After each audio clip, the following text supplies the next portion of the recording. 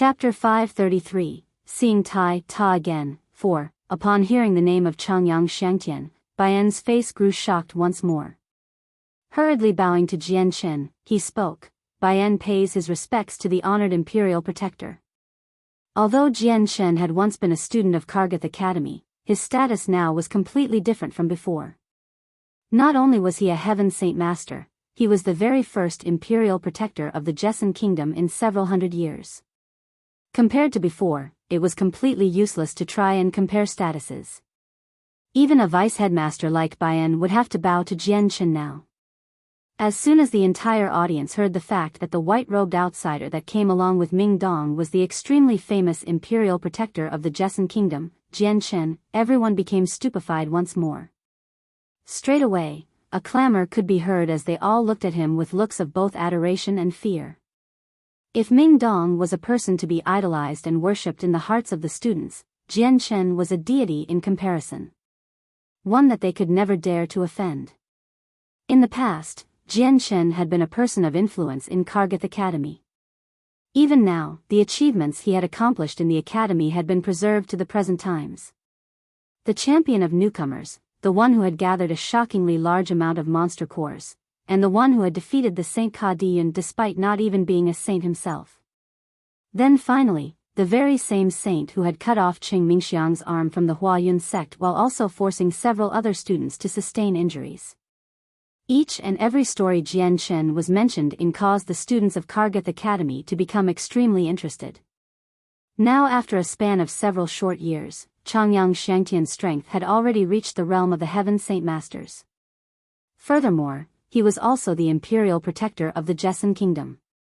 Such dazzling achievements like the ones that Changyang Shangtian held were enough for every single student to deify him within their hearts. Even the envious students didn't dare to ever show this on the outside.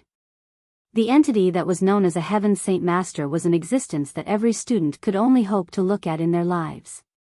This was a boundary that many of them would perhaps never be able to reach in their entire lifetime. Underneath the arena, Ka Di Chiuli's limpid autumn eyes widened in shock as she looked at the white-robed Changyang Shangtian with a complicated look of envy. He's really Changyang Shangtian? No wonder he felt so familiar to me. Seeing the handsome and positively brimming face of masculinity, Ka Di Chiuli began to mutter to herself. In her mind, she couldn't help but think back to the events that had happened in the past with every possible feeling she had ever felt. Thinking back, Changyang Shangtian, her, and her two brothers had only just entered Kargath Academy. Everyone wasn't even a saint or had barely just became one. It had only been several short years since then. She and her two brothers were now the strongest in Kargath Academy, and her eldest brother Ka Diyun had just recently made the breakthrough to become a saint master. They hadn't even left Kargath Academy yet while Jian Chen had, in these short years, become a high and mighty Heaven Saint Master. Heaven Saint Masters were part of a world where everyone yearned to be. Now that everyone knew that these two men were Changyang Shangtian and Ming Dong, the only ones that could be relatively calm were the Ka Di siblings. Ka Diyun and Ka Di Liang could only look at Jian Chen on the platform with complicated looks. For a long time, they were silent. They both could distinctly remember the rather unhappy feelings between the both of them way back then. Despite becoming a Heaven Saint Master as well as becoming an imperial protector for the Jessan kingdom, Jian Chen hadn't the slightest air of arrogance to him. Hurriedly lifting Bian up, they began to speak several words of conversation. Ah, Changyang Shangtian, you've finally returned. Please, come on over to my place and allow me to do the honor as the host. Kafir smiled. Jian Chen coming to Kargath Academy meant that he had not forget about this place. This little insight made Kafir feel joy and pride in his heart. Then, I'll trouble the headmaster with this matter. Jian Chen cupped his hands with a smile. No worries. No worries at all. You coming here brings great honor to the entire Kargath Academy. Kafir laughed merrily before slowly ascending into the sky to reach the tower in the center of the academy. Unwilling to be left behind, Jian Chen began to gather the wind elements in the world to carry him and Ming Dong high into the sky. At a leisurely pace, he began to follow Kafir away from the arena, leaving behind a large group of students that could only look up in envy. Soon enough, Jian Shen had brought Ming Dong to the tallest point of the tower where Kafir was. This was not only the place where Kafir conducted business, but it was also where he slept and received his guests to talk about several important things. Kafir walked straight on over to the table and sat down. Calling for the two to sit down with him, he took out a bottle of wine from his space ring to serve to the two. This is a drink that an old friend, who specializes in drinks, distilled for me. Its name is the 100-flower wine, a drink that is made from 100 different ingredients before being refined and distilled by an expert. It is precious enough that I rarely get to enjoy it. Come, take a sip and see how well the taste suits you. Jian Shen and Ming Dong made no motions to be polite and took the drink to savor. With just a small mouthful, they both let out a sigh of praise. It is truly a fine wine. Even in the palace, I wasn't able to drink something as delicious as this. Jian Shen had drained his cup in a single gulp. It went without saying that Kafir had brought out an exquisite wine, but compared to the 100-grass wine that the Ape King had bestowed to him, it was still quite lacking. After finishing his drink, Jian Shen placed the cup gently back on the table. Then, taking out a jade bottle from his space ring, he said, "Headmaster Kafir, allow me to treat you to a genuinely matured bottle of wine." He took out the thousands-of-year-old 100-grass wine. Back then, the Ape King had gifted him roughly 10 caddy of the drink, where Jian Shen had used 9 out of the 10 to increase his strength. All that was left was this single caddy. The very moment Jian Shen began to pour the 100-grass wine for everyone to drink, a strong smell of wine began to flow out from the cups and fill the entire room. Smelling the intense scent, the headmaster was startled. What a wine! It is truly a fine wine. Even the scent alone is enough to make a man drunk from his heart on out. This is an exceptionally excellent wine. Changyang Xiangtian, where did you get such a wine? Whoa, Jian Shen, you've been hiding such a great wine from us. Quickly, pour us a cup, I want to try. Ming Dong impatiently pushed his cup to Jian Shen with sparkling eyes. Laughing, Jian Shen poured Ming Dong a cup. Slow down a bit. This wine of mine is something even money can't buy. When I was in the Cross Mountains, I had to spend a great amount of time in order to convince the Ape King of the Spirit Apes to give me some. That was a beast of the Saint Ruler level. I don't have much of it left, so every little bit counts now. Upon hearing that this was the wine given to Jian Shen by an Ape King of the Spirit Apes, Kafir's entire body began to rack up as if experiencing a seizure. There was a look of utter disbelief in his eyes as he stared at Jian Shen. The Cross Mountains was a designated forbidden area for humanity. Every single person that entered that area was basically guaranteed to never come back out alive. He hadn't thought that Jian Shen was not only able to enter, but he was also able to convince a Saint Ruler level individual to hand over such an excellent wine. Such a feat was mind-boggling. Ming Dong didn't look surprised at all. He already knew that this wine had to be very hard to obtain and simply drank a sip of the 100-grass wine. Then, closing his eyes from the intoxication, he began to relish the sensation of the fine wine entering his body. Seeing the intoxicated look on Ming Dong's face, the wine enthusiast Kafir could no longer hold himself back. Pushing away the questions he had, Kafir pursed his lips and took a sip. Straight away, 2 bright rays of light could be seen in his eyes as he let out a praise of admiration. Truly a splendid wine. Such a wine like this is something I have never drunk before. After drinking this, I feel as if every single wine I have tasted in my entire life is dull in comparison. With that, Kafir drained the remaining cup in a single gulp. Closing his eyes to bask in the intoxicated sensation, Kafir leaned back. This wine could not only increase one's saint force, it could also expand the spirit of the drinker. After drinking the wine, Ming Dong and Kafir couldn't help but close their eyes to experience it. Jian Shen smiled as he looked at the two. When he had drunk the 100-grass wine, he too did the exact same thing as these two. Suddenly, Jian Shen started. Staring in surprise at the headmaster, he could see that there was a faint layer of the energy of the world gathering around the headmaster's body. The energy of the world began to grow even more intense before finally disappearing into his floating body. At the same time, a strong amount of energy dispersed from him in such a strong wave that it shook Ming Dong from his drunken stupor. What's happening? Seeing how Kafir's body was suddenly floating in the sky, Ming Dong asked Jian Shen in confusion. Jian Shen slowly pulled Ming Dong away before smiling. Headmaster Kafir has made a breakthrough. What? A breakthrough? Ming Dong was startled. Looking at the cup of wine in his hands, he let out a look of disbelief. Don't tell me he made a breakthrough after drinking a cup of wine. Jian Shen nodded his head without a word. The effects of the 100-grass wine were something he was all too familiar with. The headmaster's body continued to disperse waves of energy one after another for some time before finally growing calm. His body gently descended back to the ground before he opened his eyes with apparent joy in them.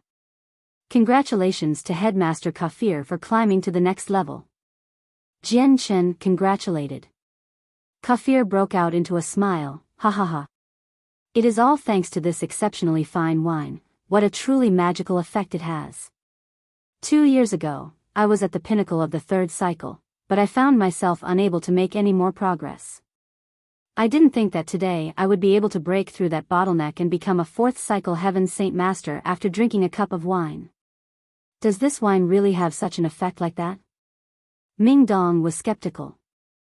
Immediately following Kafir's example, he poured the rest of the cup into his mouth and closed his eyes. Afterward, Ming Dong had finally digested the rest of the wine into his body. Surprised, he spoke, although I didn't break through, I can feel my saint force growing even stronger. Furthermore, I feel that my willpower has grown stronger as well. This wine is a priceless treasure that even tens of thousands of gold wouldn't be enough to purchase it. What use is gold? This 100-grass wine is something that only the magical beast clans would have. You won't find such wine outside of their clans. Jian Shen admonished. Jian Shen, pour me another cup. Ming Dong pushed his cup to Jian Shen with a pitiful look. Jian Shen placed the jade bottle back into his space ring with a pained look. I don't have much of this 100-grass wine left. How can I support your drinking habits like this? Grimacing, Ming Dong muttered to himself, if you don't let me drink, fine then. I'll wait until I become a saint ruler and go to that spirit ape for some. Jian Shen laughed after listening to Ming Dong's words. Then turning to Kafir, he said, Headmaster Kafir, I came this time to seek Tai Ta. After so many years, I wish to see my old friend. Where might Tai Ta be at this moment? Chapter 534, Golden Blood, 1, Kafir heartily laughed. So you remember even that child Tai Ta. Unfortunately, Tai Ta left Kargath Academy to return to his hometown 2 years ago. I originally planned on going to visit him, but I had no time to go on such a trifling visit because of the 4 kingdoms allying together to attack us. I never found myself having the time to see him. Having said that, I am not qualified to be considered his master. Tai Ta is in a very crucial moment of his youth to be taught and educated, but I have taught him very little. Headmaster Kafir shouldn't worry himself with that. Despite the straightforwardness of Tai Ta, he is a very capable genius in how he trains himself. There's no need for a teacher to guide him, he should be able to accomplish plenty with what he can teach himself. All that's left for him is to gain experience, but that is something that can be gained later. As long as he experiences true combat, he'll begin to improve rapidly. Jian Shen laughed. Kafir gave a nod of agreement. I remember that Tai Ta once said to me that his hometown was in a small mountain village. I believe he said it was located 1,000 or so kilometers to the north on a mountain that has a small city halfway up. I'm not too clear where it is precisely. A bright idea suddenly occurred to Jian Shen. He hastily brought out a map of the entire Jessen kingdom and placed on the table as he began to inspect it. Soon enough, Jian Shen found the corresponding topography that Kafir had spoken about. Pointing at the area, he declared, this should be the place. There is a 3rd-class city here halfway up the mountains. I believe that Tai Ta's residence will be somewhere nearby. Kafir looked at the place Jianchen pointed at and nodded. Yes, it should be in that general proximity. They left a short time later. Jianchen stowed away the map back into his space ring and bade farewell to Kafir. He brought Ming Dong and him through the air as they rushed in the direction of the mountain city. With Jianchen's speed, it took roughly 2 hours before the two arrived at the small city. This third-class city was known as Lus City, and was established on a mountain with an area that was smaller than Wake City by a small amount. It was rather simple and crude, with even the most rudimentary city walls left incomplete.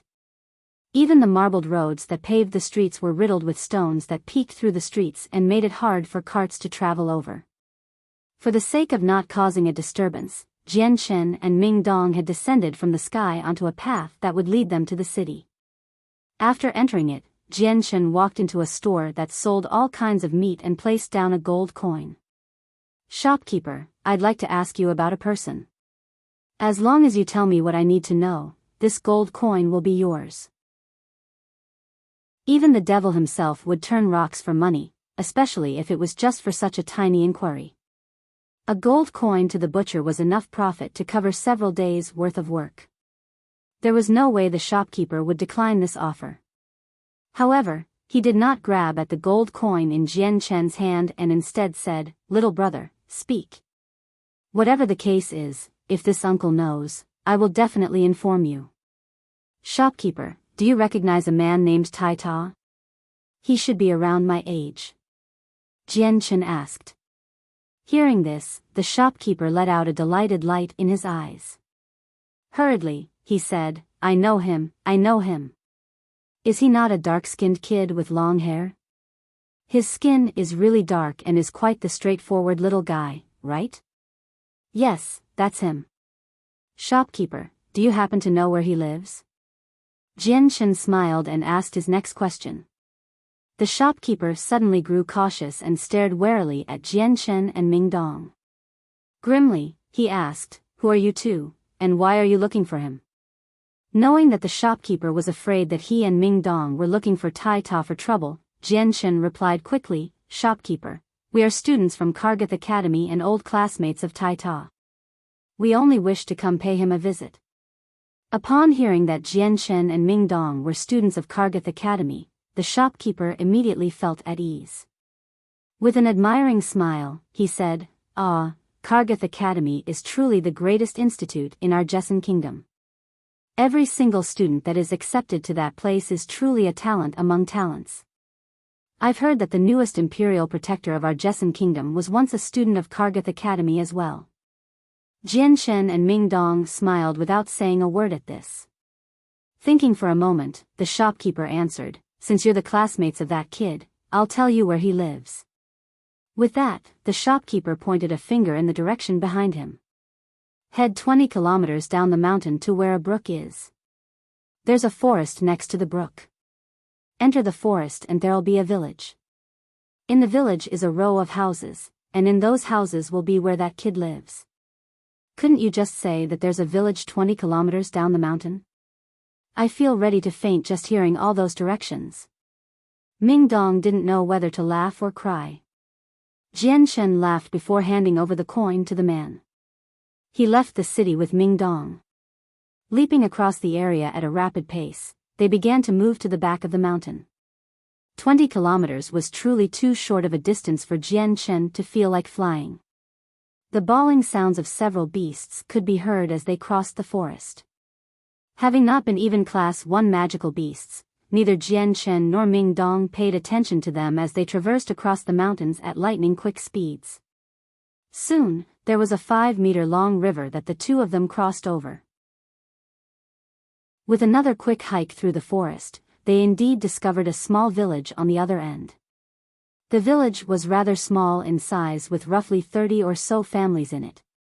The houses were arranged in a singular line and were rather clean and tidy. All around the village were a series of fields where all sorts of vegetation and paddies could be seen. Several of the peasants could be seen working in them as well. Jianchen and Ming Dong both walked past the paddies until they arrived at the village entrance itself.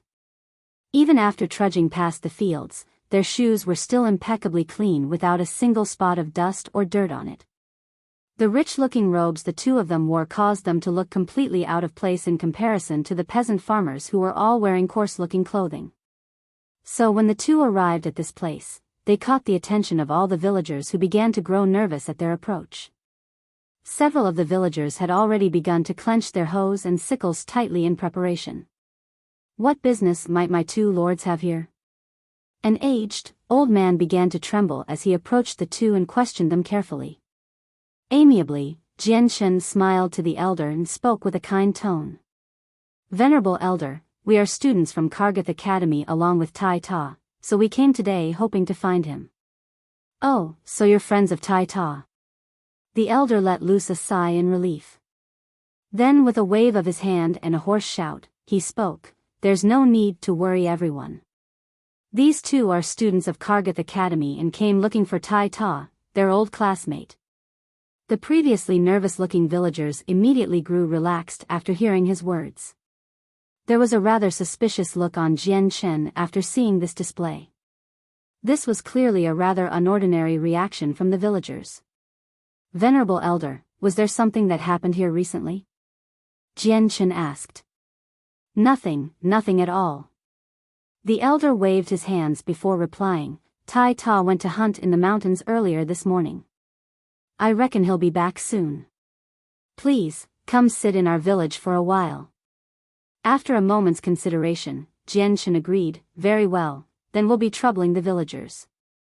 Just at that moment, a deep and resounding voice could be heard from far away, "Father, mother, grandfather, first uncle, second uncle, and aunties, I'm back." Jian and Ming Dong both turned their heads instinctively only to see a rather well-built man with dark skin come walking from far away with a wild boar hung over his shoulders. "Tai Ta has returned, he's back. Oh, and he even brought back a giant mountain boar." The elderly man cried out in excitement. Ming Dong looked at the boar-holding man with a rather disbelieving face. "Jian, could this really be the Tai Ta you were looking for?" Jian smiled and nodded. "That's right, that's Tai Ta. When I was in Kargath Academy, he was the only friend I had. I see he's changed a lot after several years. Even I can barely recognize him, but his voice is still the same as back then." At that moment, Tai Ta saw the two newcomers to the village. With a slight tremble of his body, he tossed the boar he was carrying to the ground and charged toward Jian. "Who are you two? Strange, why is it that I feel as if you're familiar to me? Have we met somewhere before?" There was an icy tone to Tai Ta's words. However, when he gave a closer look to Jian, there was a suspicious glint in his eyes that soon turned to bewilderment. Seeing Tai Ta, Jian felt shocked as well. After many years without seeing each other, Tai Ta had already grown even bulkier than before. Small words aside, his body was practically a miniature mountain in size. Even at the height of 1.8 meters, Jian could only reach Tai Ta's chest, who seemed as if he was already reaching a height of 2.5 meters. Jian tilted his head up at the mountain-sized Tai Ta with a glittering smile on his face. "Tai Ta, after so many years, could it be that you've forgotten me?" Hearing such a familiar-sounding voice, Tai Ta's eyebrows creased together in thought. "This voice," he muttered before growing silent. Then, his eyes began to brighten as if he remembered something. He looked joyously at Jian with excitement. You're Changyang Shangtian. Changyang Shangtian, I remember what you sound like." Jian smiled happily. "Tai Ta, I thought for a moment that you had already forgotten about me." "No, how could I? Changyang Shangtian, I, Tai Ta, would never forget you even for the rest of my life." "Ha ha ha, you are the best brother I've ever had. Do you remember back when we were hunting magical beasts in Kargath Academy? Those were the happiest days I ever experienced in my life. For the remainder of this life of mine, I won't forget that either." Tai Ta boomed with laughter before hugging Jian in a tight embrace with vigor. Tears began to form in his eyes as he declared, "Changyang Shangtian, I didn't think that you'd still be alive. This is great. I heard all about what happened between you and the Huayun sect from teacher. I know that you had to flee your home into the ruthless continent that is our Tian Yuan continent by yourself. But I never received any news from you after that, and I thought that I'd never be able to see you again.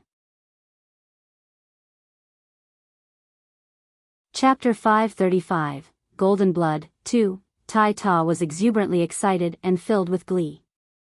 Ever since he had attended Kargath Academy, Jian Chen had become the best of brothers to him. Tai Ta had felt his memories of Jian Chen etched deep into the bones of his body after the beast hunting competition in the forest, so they would never be forgotten. When the weaker-looking Jian Chen was wrapped in the arms of what appeared to be a black bear for a hug, he suddenly felt a large amount of power constrict him. Realizing that this was the raw strength of Tai Ta, Jian Chen couldn't help but feel surprised. Compared to several years ago, Tai Ta was far stronger than he was in the past. Even with his body tempered and reinforced by the chaotic force, he still found it rather hard to take in the hug. Gently pushing away Tai Ta's arms, Jian Chen looked up at the bear-like man with some shock. Tai Ta, a few years ago, you were the same height I was, but you actually grew so much since then. Tai Ta had calmed down quickly afterward. Rubbing behind his head, he laughed. Even I don't know what happened, but in any case, I grew a lot in 2 years. As he spoke, Tai Ta looked as if he was reminded of something and began to show worry in his eyes. Jian Chen had caught onto the worry in Tai Ta's eyes, prompting him to immediately ask in concern, Tai Ta, if there is some sort of difficulty you have, tell me and I will help you through it. It's nothing at all. Changyang Shangtian, this is the first time you've come to my home, come, sit and talk for a moment. Tai Ta patted Jian Chen's shoulder with a hand, and began to lead him to a nearby wooden house. Before they could even take a few steps, Tai Ta suddenly realized that he had completely forgotten about Ming Dong. Laughing a little mischievously, he said with a low voice to Jian Chen, Changyang Shangtian, this must be your friend then. Jian Chen laughed and introduced him, this is Ming Dong, my best friend. Tai Ta's other hand went to shake Ming Dong's hand quite enthusiastically. If you are a brother of Changyang Shangtian, you are a brother of mine. Brother Ming Dong, let us walk. Tai Ta, there's guests in our village. Giant, are these two your friends? Big bro Giant, who are these two? By now, every single villager had surrounded the three with curious expressions. Everyone called out to him affectionately and with ease. Smiling deeply, Tai Ta greeted everyone that greeted him one by one. After everyone left, they continued on their path to Tai Ta's place. The interior of his home was not too big, and it was split into 6 different regions, the kitchen, the dining room, and 4 rooms to sleep in. Aside from his own room, his parents shared one, his grandparents shared another, and the last one was occupied by his great-grandfather, who was already 150 years old, but could not cultivate Saint Force. Sitting Jian Chen and Ming Dong down next to the table, Tai Ta took out an ordinary bottle of rice wine and some iced meat to serve to the two. Changyang Shangtian, Ming Dong, my home is not as rich as the ones in the city, so I can only bring out this to serve. Seeing how wretched the food and wine he had served were, Tai Ta could only force a hollow smile in embarrassment. Jian Chen and Ming Dong were not fussy people in any shape or form. With a wave of their hands and a few polite words, the three began to eat large portions at a time. Despite the food being rather unremarkable in taste, this was the best that Tai Ta could offer. Just how could they not take even a single bite of it? Placing a piece of barbecued meat into his mouth, Jian Chen stared at Tai Ta and spoke with a rather ambiguous voice. Tai Ta, I heard that you left Kargath Academy 2 years ago and never came back. Did something happen back home? Tai Ta's eyes immediately flashed with terror at Jian Chen's words. His mouth slammed shut without even the tiniest of sounds to be heard. Swallowing the final piece of meat in his mouth, Jian Chen concentrated his stare at Tai Ta and grimly inquired. Tai Ta, tell me what situation you found yourself in. Do you or do you not take me as your brother? Frantically, Tai Ta began to wave his hands. No, that's not it, Changyang Shangtian. You misunderstand, you are the best brother I've ever had. Then whatever it is that's troubling you, say it. I may be able to help. Jian Chen pressured. He was already certain of the fact that Tai Ta was in trouble. Tai Ta was one of Jian Chen's good friends, so with him coming across trouble now, Jian Chen wouldn't dare sit idly to the side. Tai Ta. Just say whatever it is on your mind to Jian Chen. Don't worry about a thing. Jian Chen isn't the same wandering type of person he was in Kargath Academy. Within the Jessen Kingdom, there isn't anything Jian Chen can't fix. Ming Dong chimed in. The straightforwardness of Tai Ta was enough for Ming Dong to follow Jian Chen's example and treat him as a very good friend. Those with a straightforward and honest nature would oftentimes be willing to help others, and would very rarely be the one to stab a friend in the back. Tai Ta looked as if he had not yet made a decision and seemed to be hesitant. After nervously squirming where he stood for a good while, he finally steeled himself and bit his lips. Changyang Shangtian, Ming Dong, it's not convenient to say it here, let's go up the mountains first. All right. Without hesitation, Jian Chen and Ming Dong stood up to follow Tai Ta up a hillside path. It was only after they had walked several kilometers into the depths of the mountains that they stopped. Tai Ta, just what in the world happened for you to come so far from your village? Ming Dong asked out of curiosity. Tai Ta was in an extremely worried state with his eyebrows pinched together in deep worry. Carefully looking left and then right with a prudent expression, he looked to see if anyone was around before letting out a sigh in relief. After a slight moment of hesitation, he asked Jian Chen a nervous question, Changyang Shangtian. What color do you think blood is in humans? Do I even need to answer? Of course it's red. Why would you ask that? Jian Chen asked in confusion. Aside from red, is there any other colors? Tai Ta pressed on. Yes, but only magical beasts would have such colors. Jian Chen replied. Then would those blood colors be likely to appear within humanity? Tai Ta was growing even more anxious by this point. Ming Dong replied with himself as soon as Tai Ta asked. What? Of course not, or at least, not that I've ever heard. Then, Ming Dong realized something strange. Amazed, he looked back at Tai Ta and asked, Tai Ta, why would you ask me such a bizarre question unless... Jian Chen was becoming aware of the situation and let out an incredulous expression as well. Clutching at his head in pain, Tai Ta's eyebrows furrowed even deeper together with concern. Changyang Shangtian, Ming Dong, I have said my secret. You can't tell this to anyone else, not even my parents know about this secret. Jian Chen and Ming Dong both nodded their heads together in solidarity. You two have guessed it already. My blood is not at all red in color, it has the color of what one might expect to find in a magical beast. Combined with my physique, do you think that I might not be even human? Tai Ta spoke in anguish.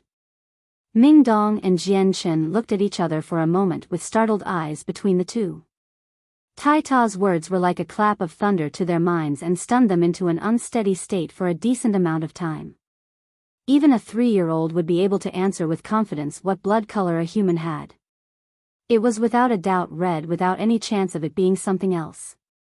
Whatever other color appeared in a magical beast was never to be seen in a human before. Impossible, how could the blood of a human be any other color but red? Tai Ta, are you sure you saw it right? Perhaps you didn't see it clearly enough. After the shock wore off, Ming Dong cried out in utter disbelief. I couldn't have. I am a coarse person, but even I have sharp enough eyes to see my own blood. If you don't believe me, then cut my arm and see for yourself. Tai Ta replied in anguish. The color of his blood had clearly been tormenting him something fierce and made him believe he was some sort of monster. Ming Dong didn't hesitate to grab a nearby leaf that was falling to the ground. With a sudden movement of his hand, the leaf immediately sliced over Tai Ta's dark-skinned arms, but the skin remained unbroken. Dumbfounded, Ming Dong's mouth dropped open. Well, fuck me if that's true. How is your skin so thick? Although Ming Dong had used a single tree leaf, it contained a large amount of Saint force that made it incomparably sharper than an iron sword. If such a sharp weapon wasn't able to cut Tai Ta's arm, that could only mean his body was far stronger than that. Even Jian Chen was stunned by Tai Ta's physique. While he knew since a long time ago that Tai Ta's physical strength was extremely strong, he didn't think that it would reach such an obscenely high level. Normally when I come across some prey like the wild animals, they wouldn't be able to harm me no matter how much they bite. Tai Ta looked rather pleased at that. Let me try again.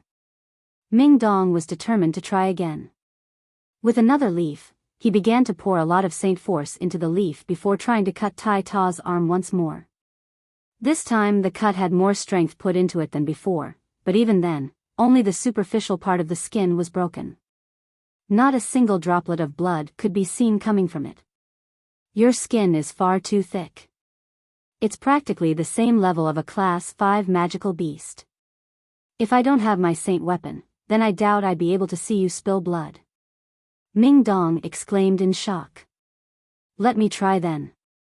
Jian Shen took Tai Ta's arm into his hand, and allowed a bit of the azure and violet sword qi to emanate from his fingertip.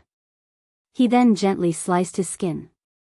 In front of the sword qi of the azure and violet sword spirits, Tai Ta's tremendously strong body was like a piece of tofu. Without any wasted effort, his skin revealed a cut, and golden blood immediately began to spill from it. Seeing the golden blood gushing out, Jian Chen and Ming Dong were both dumbfounded. The both of them could only look at the blood with expressions of utter shock. Tai Ta's blood was indeed not red but golden. Chapter 536, Golden Blood, 3. Seeing the blood slowly flow from his arm, Tai Ta sighed, Changyang Xiangtian, take a look. Is my blood not red? How did this happen? Jian Chen whispered with a stunned voice. Tai Ta's blood being a golden color was far too strange to even imagine. Jian Chen, look. His blood is even glowing. Ming Dong suddenly pointed at Tai Ta's arm with a finger and wide-open eyes. Looking back at Tai Ta's arm, Jian Chen could see that the golden blood dripping down Tai Ta's arm was indeed shining. If not for the fact that they were in a relatively dim place, this glow would have been very difficult to discover. Jian Chen could only feel even more shock at this point. Not only was Tai Ta's blood golden, it also had a golden glow to it. Such a sight like this was completely unheard of and unprecedented. Tai Ta, how did your blood become like this? Jian Chen asked in shock. I don't know either. Tai Ta looked helpless. He too was completely confused on how his blood had become golden in color. According to my knowledge, the blood of magical beasts is the only blood that can have variations in color. Humanity has never had any other color but red for their blood. This is simply too unbelievable to see. Tai Ta's blood is golden. Ming Dong exclaimed. Jian Chen, look at my body and how dark-skinned I am. Would you say I'm a human, a magical beast, or even a monstrosity? Tai Ta looked to Jian Chen with a face of dread and terror. He was extremely afraid of what he could possibly be. You should be fine. Jian Chen's eyes narrowed together as he spoke. Whatever was happening to Tai Ta was simply too bizarre to understand. After a while, Jian Chen asked, Tai Ta, did you eat anything strange in the past? Thinking for a moment, Tai Ta shook his head, no. I've only ate the standard fare, whether that is the meat of the wild animals or the food from the academy. Then you never ate any strange fruit or strange plant either? Ming Dong asked. None, I've never ate anything like that. Tia Ta shook his head again. Then when did you realize that your blood was golden? Did you feel some sort of strange sensation or something different in your body at any time? Jian Chen persisted. Tai Ta paused to think. One day in Kargath Academy, I was hunting for magical beasts by myself when I came across a strong one by accident. When it drew blood, I realized at that moment that my blood had become golden. With a questioning murmur to himself, Jian Chen spoke, how queer. When we came across the azure wolves in the forest, I clearly remember your blood still being red. How could it have suddenly become golden? Jian Chen's eyebrows furrowed together in deep thought before suddenly thinking of something. Tai Ta, from the day I left Kargath Academy to the day you realized that your blood became golden, did you realize your body was undergoing any type of transformation? None. Everything was normal. It's only after I formed my saint weapon that I felt my strength increase every day. Even if I did not cultivate, it would increase without stopping.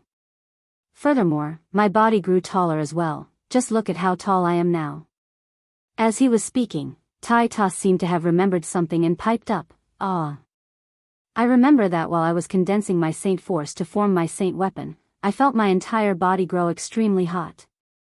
Practically every part of it felt as if there was a ball of fire within my body. Do you think that's the reason?" Jian Shen grew silent as he couldn't help but think about when he had condensed his own saint weapon. At that time, the azure and violet light had appeared all of a sudden within his dantian. Tai Ta had felt an unbelievable wave of heat through his body. This was extremely unusual since an ordinary person materializing their saint weapon would only feel their strength increase and not any other symptom. It would appear that the problem is most likely because of that. Jian Chen muttered. Where was the problem? Tai Ta's eyes lit up as he studied Jian Chen with an anxious, nervous face. Hesitating, Jian Chen replied, "It should be from the moment you made your saint weapon. Some sort of mutation happened in your body at that time. However, that's just my guess since I'm not clear on just what could possibly turn your blood golden." Left with no clear answer still, Tai Ta scratched at his head in vexation. Distressed, he asked, "Just what in the world is happening? If this continues, do you think I'll become some sort of monster?" Tai Ta, you needn't worry. Your blood is indeed unique. According to what I know, the blood of some magical beasts is quite special. Some don't even have golden blood. With blood like yours, this may be a blessing in disguise instead of misfortune. Ming Dong comforted him. But, Tai Ta clearly did not seem to accept that reply. There's no buts about it. Ming Dong is right. This is a blessing and not a misfortune that cannot be avoided. Tai Ta, you don't have to be so vexed. It will do nothing to solve your problem. Instead, you should accept the fact and stop spending your time worrying about it. Jian Chen sternly spoke. Having said that, he couldn't help but think back to the bitter experiences he once had. At that time he didn't know about the secrets of the azure and violet sword spirits, nor why they had taken up residence within his dantian. Despite being so vexed about them, they had not been a source of calamity for him. Instead, he had profited from them with plenty of good results. Fine then. I won't worry so much about it anymore.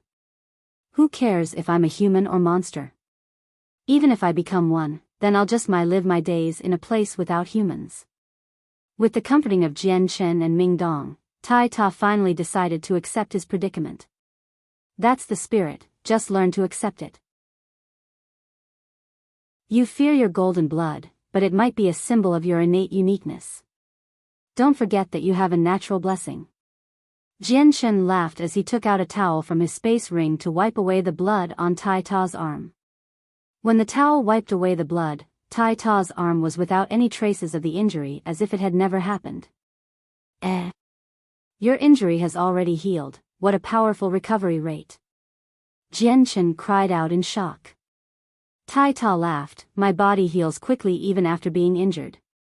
Could this be the magic of your golden blood? Ming Dong was astonished as well. Jian Chen waved his hand in resignation, forget it, there's no point in talking about it anymore. No matter how much we try to find an answer, we'll only be making blind guesses as things stand. Tai Ta, it's been years since we last met, let me see just how much you've improved since then. Tai Ta had finally cracked open a smile at his words. I haven't slacked off at all these past few years. Every day I've cultivated so that even now, I'm a middle great saint master. Changyang Shangtian, how's your strength now? You may have beaten me when we were in Kargath Academy, but who knows whether or not you'll beat me today. It was between laughter and tears that Ming Dong looked at Tai Ta, you look down too much on Jian Chen. Even heaven Saint Masters find themselves dying at Jian Chen's hand. As a great Saint Master, Jian Chen could move a single finger to defeat you. Turning pale with fright, Tai Ta cried out, "What? Even heaven Saint Masters died because of him? Is that really true? Forget it then. We're not fighting. There's no way I'll fight with you." Frantically, Tai Ta shook his hands and stared at Jian Chen as if he was the true monster. Laughing, Jian Chen was about to say something when Ming Dong suddenly piped up first. "Tai Ta, I've heard from Jian Chen that you're unnaturally strong. Why not fight with me then?" The naturally straightforward Tai Ta was not modest this time as he inquired, "My strength is quite strong, yes. Can you take it? What if I hurt you somehow?" Unable to laugh or cry, Ming Dong replied, "If you can injure me, I'll ram my head into the tree and kill myself." "No, no, no, that won't do. You're the brother of Changyang Shangtian and the brother of mine by extension. How could I possibly allow you to do such a thing? Let us not fight and wait for another opportunity then." Tai Ta didn't realize the meaning behind Ming Dong's words, so they had scared him greatly. Ming Dong's legs staggered so violently that he nearly fell to the ground. Smiling hollowly, he said to Jian Chen, "Jian Chen, your brother here he's too naive." Jian Chen couldn't help but smile. Tai Ta was truly a simplistic thinker and wouldn't think too much on such problems like these. "Tai Ta, you shouldn't underestimate Ming Dong. He already stands at the pinnacle of the realm of Earth Saint Masters. There is only a string's width of a step before he becomes a Heaven Saint Master, but even a Heaven Saint Master wouldn't be able to easily harm him. You needn't worry about this." Jian Chen spoke to Tai Ta. "Ah? That can't be, even Ming Dong is that strong? How can you two be so amazing? I already thought that I was strong enough, but even now, you two are even stronger than I am." Tai Ta's self-confidence had taken a tremendous setback after that. Ming Dong pulled back at his sleeves with a smile. "Tai Ta, you can rest assured now. Come, fight me without holding back. If I as a 6th cycle Earth Saint Master am injured by a great Saint Master, then I, Ming Dong, won't be able to continue my life in this Tian Yuan continent anymore. Fine then. Since you're already an Earth Saint Master, I shouldn't be able to harm you. Prepare yourself then, I'll start now." Tai Ta stood up. He was serious now. With a crackling sound from both of his giant fists, he immediately struck at Ming Dong's chest with the slight booming sound of thunder following close behind. Ming Dong stood there without a proper stance, but his palms were filled with the wind element energy. Becoming a blur, his hands flew up to his chest to block Tai Ta's fist. Bang! When the palm and fist collided, there was a deep muffled sound as if the sound of thunder could be heard echoing through the air, forcing the hearts of anyone that heard it to skip a beat. Jian Chen was slightly startled. Staring in bewilderment at Tai Ta, he could sense that Tai Ta's fist had a strength that was far beyond what was to be expected. When Tai Ta's fist impacted against Ming Dong's palm, there had been a thunderous sound that penetrated the bones and organs with enough force to rupture them. After the vibrational force from the palm and fist subsided, Tai Ta staggered back a few steps. Ming Dong's body shook violently for a moment, but instead of staggering back, his feet dug deeper and deeper into the ground. There was a startled expression on Ming Dong's face as well as he exclaimed, "What force? No wonder Jian Chen said you are naturally blessed." Seeing that Ming Dong was still standing there, Tai Ta had a look of worship on his face. "Brother Ming Dong, you're truly amazing. My fist wasn't able to even knock you back. Then I'll go with my full power then, be careful now." Chapter 537, Shao Family. A smile remained on Ming Dong's face. "Come then. I, Ming Dong, will accept your strike, so go all out without reserve." "Yahoo!" Tai Ta roared as he began to build up power in one of his fists to strike at Ming Dong. The first fist had already given him a decent understanding of just how large of a gap there was between he and Ming Dong. So this next fist would contain his entire strength without holding back. As soon as Tai Ta's fist lashed out, the sound of muffled thunder appeared again. Just from the sight alone, one could tell that this punch was far stronger than the previous one, with thunder breaking out continuously. The amazement in Jian Chen's eyes had grown even more noticeable as he observed Tai Ta. This ordinary-looking punch from Tai Ta seemed as if it carried some sort of secret. A secret capable of making the sounds of thunder follow his fist while only being a great saint master. Ming Dong could sense the abnormality of Tai Ta's supposedly normal punch as well. His fists began to gather even more of the wind element into a thin layer of cyan light around his palms. With lightning-fast speed he protected his body by blocking Tai Ta's dreadful punch. Crack. Another muffled sound similar to a clap of thunder could be heard with a force that seemed to penetrate even the human body. It allowed both Jian Chen and Ming Dong to feel their hearts forcibly skipping a beat. This time, Ming Dong was unable to maintain his mountain-like position like before. His body began to shake violently as his feet slid back several steps, leaving an impression each time he staggered back. The backlash Tai Ta had received was equally strong. His feet involuntarily staggered back several meters before finally stopping. However, when he saw that Ming Dong remained unharmed, he couldn't help but feel more admiration for him. With a low voice, he said, "Brother Ming Dong, you're really amazing. Even with my full strength, I accomplished nothing against you." But Ming Dong couldn't feel the same happiness at all. Gently shaking his arm to get rid of the numbness, he looked strangely at Tai Ta before asking seriously, "Tai Ta, you didn't use a battle skill or anything when you punched me, correct?" Jian Chen looked seriously at Tai Ta as well. Those two strikes had been unusual. Not only did they release a strange sound after striking, but at the moment of impact between the two hands, there was a resultant explosion that had been enough to shock the internal organs of both participants. Battle skill? Not at all, I've never learned one before. Both of my fists just now were just from my own strength. Tai Ta smiled. Tai Ta, when you punch, do you feel anything out of the ordinary?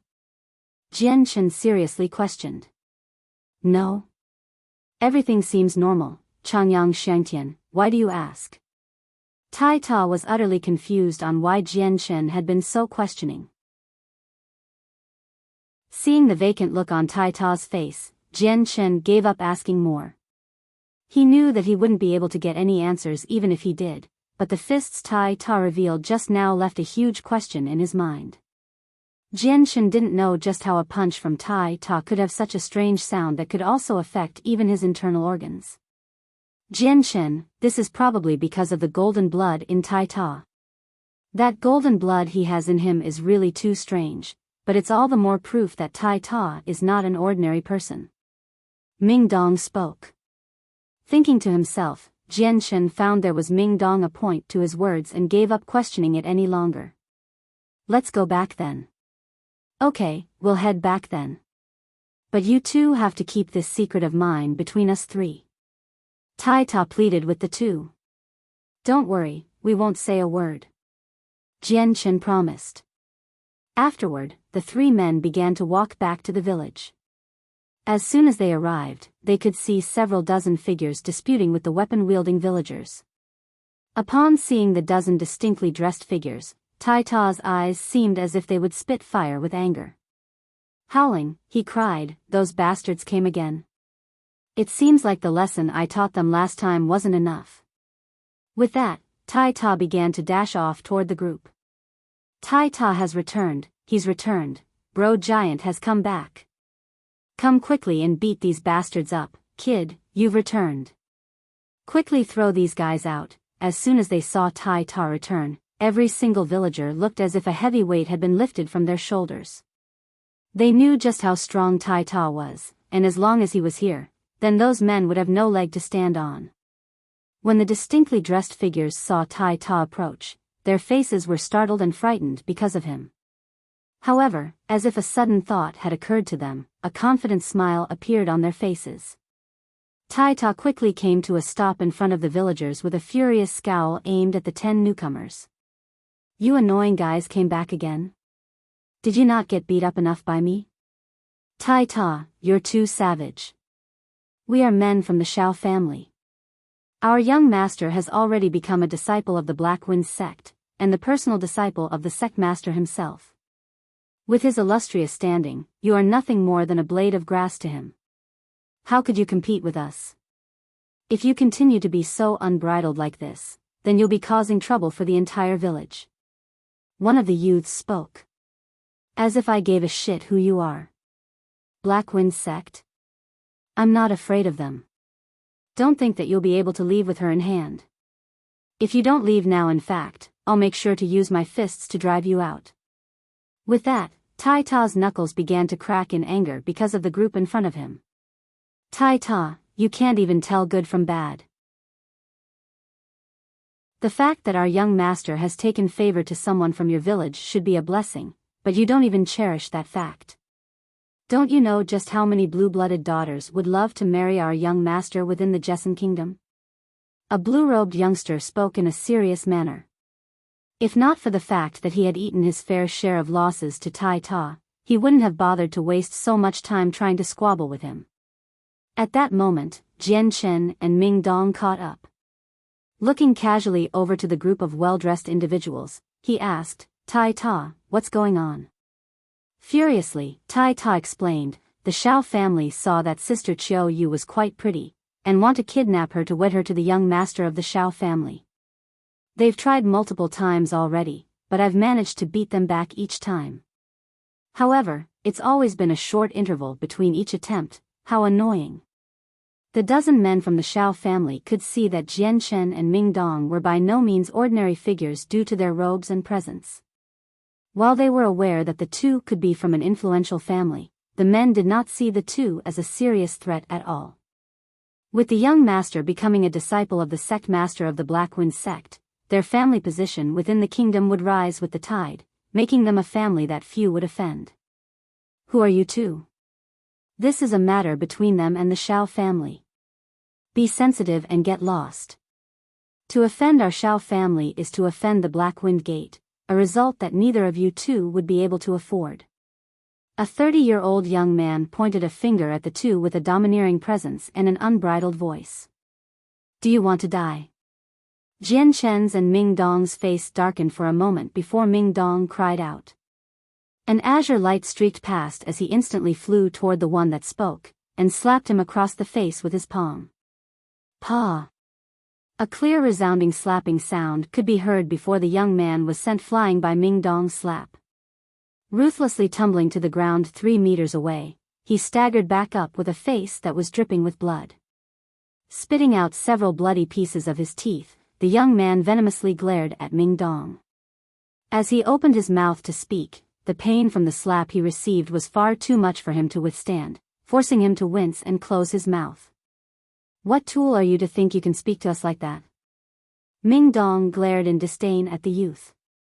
Ming Dong's powerful slap subdued everyone there. Regardless whether they were the men from the Shao family or the people from the village. None of them could speak due to shock. The villagers all knew just how strong the Shao family was in their hearts. With Ming Dong harming one of them by slapping them in the face, they were all worried about what the Shao family would do in retaliation. The men from the Shao family were astonished that Ming Dong would do such a thing. However. We're from the Shao family. The young master of our Shao family is the disciple of the Black Wind sect master. Do you really wish to offend our Shao family and taste the consequence? One of the youths cried out with fear and shock at Ming Dong. I've never heard of the Shao family or whatever it is. If your entire group wishes to live, then hurry up and get lost. Never come back to this place, otherwise even if I forgive you, my brother will not do the same. Ming Dong icily smiled. The men from the Shao family were furious, but they could not speak even a word. Ming Dong's action of hurting one of their comrades had sent fear into their hearts. They knew that this youth was far stronger than Tai Ta and far more vicious as well. He wasn't willing to hold back in his strength at all. We're leaving. The men from the Shao family didn't feel like staying here any longer and left the village with the injured member held high. Seeing their retreating figures, one of the elders let out a concerned murmur, we've definitely angered them this time. The Xiao family is extremely strong. If they decide to take revenge, then our village will be in trouble. Uncle, you needn't worry. If the Xiao family truly does dare come back, I will make sure to help you settle the problem. Jianchen smiled with a look of disdain for the Xiao family in his eyes. Although he had never heard of the Xiao family, he had indeed heard of the Black Wind sect. They were one of the powers of the Jessen kingdom, but they were far inferior to the Huayan sect. To feel so empowered by having their young master accepted as a disciple was a clear indicator of their actual strength. My two lords, thank you for resolving my problem. Qiu Yu cannot thank you two enough. At that moment, a delicate voice could be heard from behind them. Jianchen and Ming Dong turned around by instinct only to see a rather pretty young woman who looked to be around 18 years old. Her pretty face contained a slight tenderness.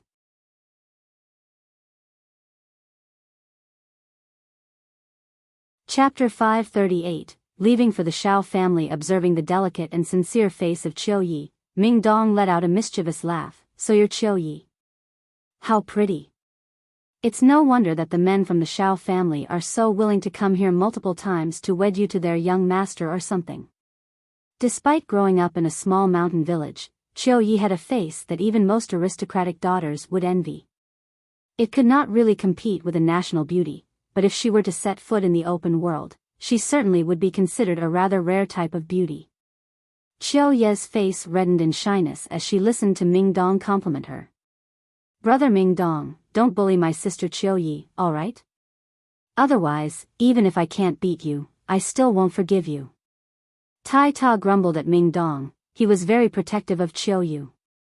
Ming Dong strangely glanced at Tai Ta with a mischievous smile. Tai Ta, I only gave her 2 small compliments and you're already so tense. Don't tell me you like little Qiu Yu. Tai Ta's face reddened in embarrassment. Stuttering, he spoke, and no. Qiu Yu is by far too pretty of a woman. How could a coarse person like me fit with her? Ming Dong continued to strangely stare at Tai Ta with an exaggerated smile. I was only joking with you at first, but I didn't think that I'd actually hit the nail on the head. Brother Tai Ta, love is something that should be said out loud, don't you know? With you stifling it within your own heart, just how could you win the affection of a woman's heart? Ming Dong's words caused Tai Ta's ears to turn bright red. After shuffling around for what seemed like half the day, Tai Ta finally managed to speak. Brother Ming Dong, don't make fun of me here, okay? I can't say anything else. Ming Dong gave a hearty laugh at this. He glanced at Qiu Yu a couple times. He could see that the barely 18-year-old Qiu Yu had turned so shy because of Ming Dong and Tai Ta's conversation that her head was threatening to bury itself into her chest. At this display, Jianchen and Ming Dong gave a knowing look to each other. With their eyesight, it was natural to see that there was a good opinion of each other between Tai Ta and Qiu Yu. However, what they couldn't believe was that a woman that had grown up to be so pretty had fallen in love with the mountain that was Tai Ta. This giant here is our village's most competent, most successful, and most amazing person. Every day he is able to hunt and bring home a wild animal for the village. My Qiu Yu would go with Tai Ta, but she is also the treasure of my family. For the rest of this life of mine, I would never be able to have anything as precious as her. A plain but sincere middle-aged woman laughed. She was Qiu Yu's mother. Qiu Yu is the most beautiful lass in our village. Many of the other villagers have expressed their desire to marry her, but none of them have ever been as competent as Tai Ta. In my opinion, out of this entire village, only Tai Ta has the ability to gain this treasure. An elderly man spoke with a gravelly voice. In these past few years, Tai Ta would go to the mountains every day and hunt for a wild beast before splitting it with everyone in the village. This had earned him the love and respect from everyone in the village to a very deep level. Listening to the praises of the villagers, Tai Ta could only shake his head modestly and smile. Uncle, Auntie, I am nowhere as good as you say I am. A middle-aged woman with a wrinkly appearance could no longer handle the cheerful discussion about Tai Ta and Qiu Yu any longer. She began to impatiently speak. Aya, stop it with these talks. the most important matter is how are we going to deal with the Xiao family now? This isn't like before where they were slightly injured. They definitely won't let us go this time. I bet that the next time they come, it won't be with a small party of weak messengers. That's right. We shouldn't be discussing this at all. We should be making plans to deal with the Xiao family. Although Tai Ta can fight, he won't be able to fight against all of them. Not only that, but I'm sure that the next group from their family will be filled with highly skilled martial artists. A man with a metal hoe slung over his shoulders grimly spoke with concern shown all over his face. In this village, Tai Ta was the strongest. While there were some others that cultivated, they were no stronger than a great saint at most. The rest of the villagers were ordinary commoners so weak that they would be toppled by the Xiao family if the two sides fought. Seeing the worry on everyone's faces, Tai Ta couldn't help but try to comfort them all. Uncle, Auntie, you all don't need to worry. I will protect the village for sure. No matter how many people come, I will knock them all back. Jian Shen laughed as he said, Tai Ta, this problem isn't as bad as you think it is. Villagers, you may all rest assured. Since this problem was caused by me, it would only be natural that I help you resolve it. Jian Shen's words had caused many of the villagers' faces to light up, prompting one of the middle-aged men to ask in a hurry, My lord, is what you say true? Will you truly be able to resolve this problem? From Jian Shen and Ming Dong's robes, the villagers could see that they were no ordinary people. They just had to have some sort of power behind them. When they heard that Jian Shen would personally settle this giant issue with the Xiao family, the villagers felt as if they had managed to grab a hold of that final strand of straw that anchored them to life. Although the Xiao family was of no major importance in the Jessen kingdom, in such a small village like this, they were an unbelievable might that could not be defended against. Jian Shen smiled and nodded in a friendly manner. Despite the people in front of him being the lowest of the low in terms of social hierarchy, Jian Shen treated each and every single one of them as equals without arrogance. Everyone may rest assured. I will take care of this issue with the Xiao family and guarantee that they will never cause a commotion for the village again. Jian Shen confidently spoke. Jian Shen's words elicited an explosion of joyous shouts. Everyone's faces revealed smiles of great joy. Although the Xiao family had only sought Xiaoyu and not the entirety of the village, the villagers felt extremely close with one another due to the limited numbers they had. As a solidified front, whenever one family had troubles, the entire village also had troubles. When Xiaoyu had came across this problem, everyone else felt quite anxious about it. There's no time to lose then. We'll head straight for the Xiao family and resolve this straight away. The sooner we do so, the sooner everyone may rest in peace. Ming Dong, Tai Ta, let us depart. Jian Shen spoke. With a joyful expression, Tai Ta responded, all right. In any case, you two are much stronger than I am. With you two around, I doubt that the Xiao family would dare try to be excessive with us. Excessive? Ming Dong couldn't help but smile in contempt. Who do you think my brother is? To have him personally come to the Xiao family is already giving them face. Just what right does the Xiao family have to dare be excessive to him? They wouldn't even have time to try and beg for our favor. After the plans were made, Jian Shen and the other two left the village and rushed to the Xiao family. The Xiao family was a clan that had been established only a few dozen years ago. Situated within the first-class city known as Huanga City, they were one of the three biggest powers there and were consequently a short distance away from the village. As soon as the three exited the mountains, Jian Shen carried Ming Dong and Tai Ta into the air toward Huanga City. Whoa, Jian Shen, you're really amazing if you can fly. Can all Heaven Saint Masters fly through the sky like this? The muffled voice of Tai Ta could be heard. In his voice, the delight from flying for the very first time could be heard.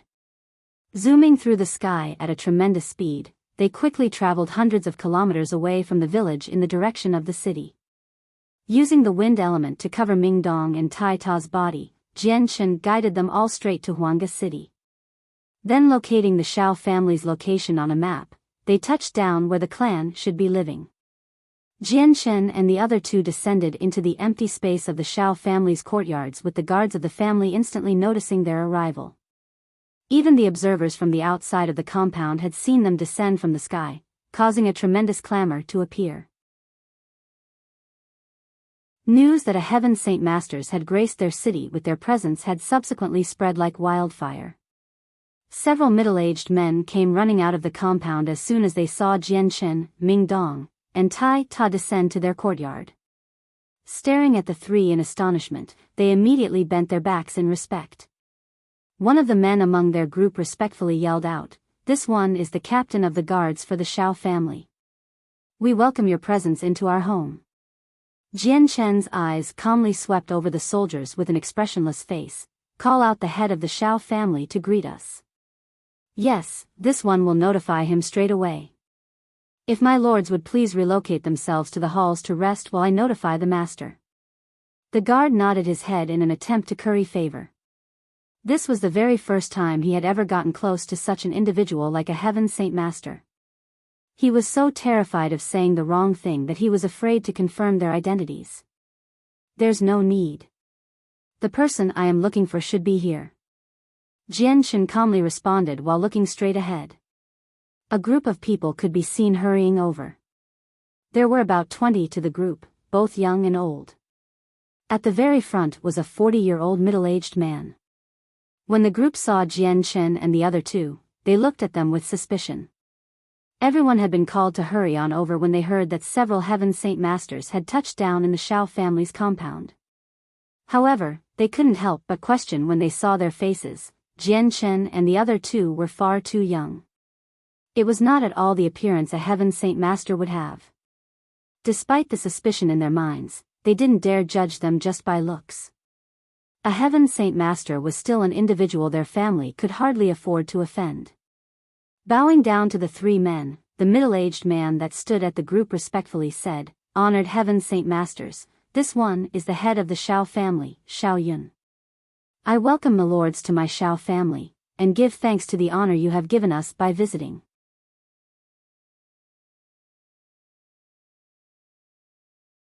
Chapter 539, Tai Ta enters the party. There is no need for Lord Shao to be so courteous. This one is Changyang Shangtian. I came here today to discuss business with the House of Shao. Jianchen spoke in a moderate manner. However, when the name, Changyang Shangtian, was heard, everyone from the Shao family was stunned. Staring in disbelief at the young but handsome face of Jianchen, their eyes simply couldn't believe it. "If this one may ask, are you possibly the very same Changyang Shangtian as the fourth master of the Changyang clan?" The head of the Shao family's voice trembled as he inquired. The name Changyang Shangtian was equivalent to a clap of thunder to his ears. It was a very famous name in the Jessan kingdom. Not only was he a genius chosen by the heavens, he also became a Heaven Saint Master just after entering his 20s, and he became an imperial protector for the kingdom, a position that even the king himself would not be able to outshine. "That is indeed this one," Jianchen declared. The faces of even the highest-ranking members of the Shao family immediately changed. Bowing deeply to the ground, they called out, "We pay our respects to the imperial protector." At this, there were fluctuations to the voices of the men from their respect and admiration. For the imperial protector of the Jessan kingdom to suddenly appear within their home, it was a great honor to the House of Shao. But what made them worried was that the imperial protector had come out of the blue, meaning that it was unknown whether he would bring fortune or misfortune. "Respectful and honored imperial protector, please come and take a seat within our halls. Allow the Shao family to play host to the best of our abilities." The head of the Shao family respectfully but nervously spoke, "That won't be necessary. Lord Shao, this one has come to deal with something that requires a discussion. After it is resolved, this one will be leaving." Jianchen replied. "Whatever is the command of the honored imperial protector, our Shao family will do our best to fulfill your endeavors. To accomplish such a task would be a great honor to my family. Even 10,000 deaths would not be enough to stop the entirety of the House of Shao." The head fawned without even bothering to hide his attempt to curry favor. Previously, if one were to inquire which party was the strongest within the Jesson kingdom, it would without a doubt the Huayun sect besides the royal family. However, after the failed invasion of the Jesson kingdom by the Four Kingdoms, the situation had drastically changed.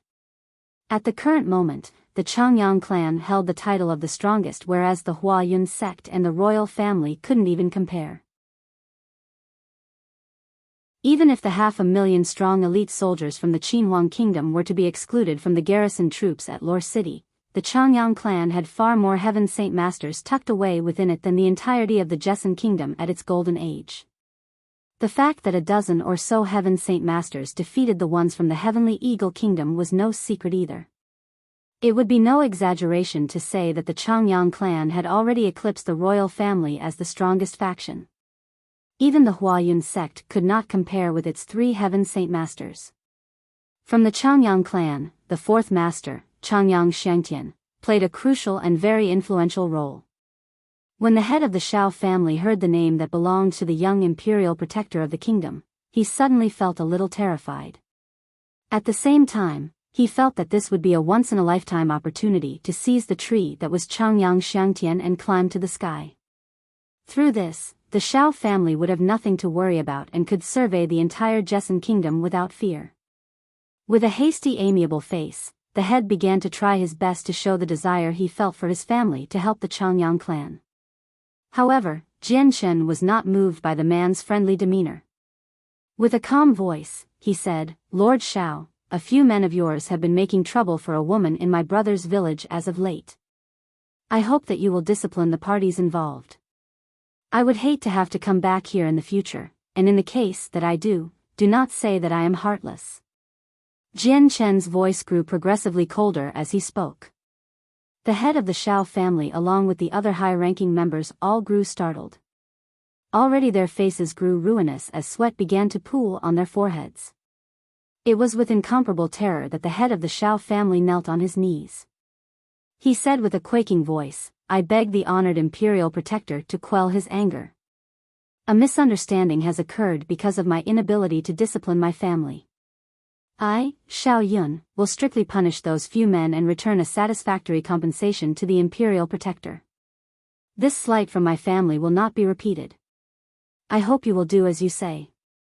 I will not look into the matters of the past, but there better not be a next time." Jian Chen icily replied. "There won't be a next time, I can guarantee it." Huayun hurried to respond with terror. He was already keenly clear that if the 4th master of the Changyang clan were to act against his Shao family, then even the Black Wind sect they had tried so hard to become friends with would be helpless to do a thing for them. Even the Huayun sect, which was many times stronger than the Black Wind sect, would be unable to go against the Changyang clan. Such an act was unthinkable for any weaker sect like the Black Wind. "Go and apologize to the villagers in person." Jian Chen spoke. "Yes. I will do as instructed straight away." The man nervously bobbed his head up and down without daring to speak back. Seeing that an agreement had been made, Jian Chen nodded his head in satisfaction. Looking back to Tai Ta, he asked, "Tai Ta, are you happy with how this problem has been solved?" "Ha ha ha, very satisfied. Changyang Shangtian, you really do have a great face. I didn't think that you would be able to solve this problem so easily." Tai Ta happily laughed. The fact that the problem with the Shao family had been resolved with barely any energy made him feel very cheerful. "Now that we've concluded this business here, let's return." With that, Jian Chen began to will the wind element to carry Ming Dong and Tai Ta up into the air. Within several seconds, the 3 of them disappeared into the horizon. The entire Shao family watched Jian Chen and the other 2 fly away. They all let out sighs of relief when they could no longer see the 3. Standing there with some lingering fear, everyone's faces were drenched with sweat. Letting out a sigh to release the tension he felt, Shao Yun's facial expression hardened as he looked at the other power-wielding members of the family. He ordered, "I want you all to search for the ones who dare defend the 4th master of the Changyang clan at once. Search them out, and do not let them off." "Yes, my lord." Everyone obeyed with equally serious expressions. They were all crystal clear that this case had given the entire family a giant heap of trouble, in fact, possibly a colossal amount of trouble.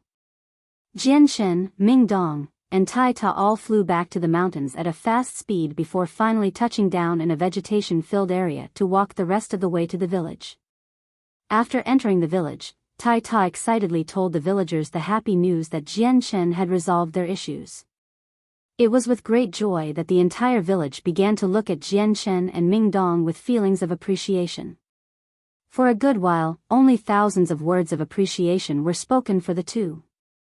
After appeasing the villagers, Jianshen was pulled into talking with the other villagers by Tai Ta while his mother went off to the kitchens to cook up plenty of dishes to receive Jianshen and Mingdong. Hey, Changyang Shangtian. I recall that back in Kargath Academy, our strengths were pretty much the same. How is it after these few years, you've become so strong? Don't tell me that you have some sort of secret to make yourself stronger, teach me it then. Tai Ta gave a pleading look to Jianshen.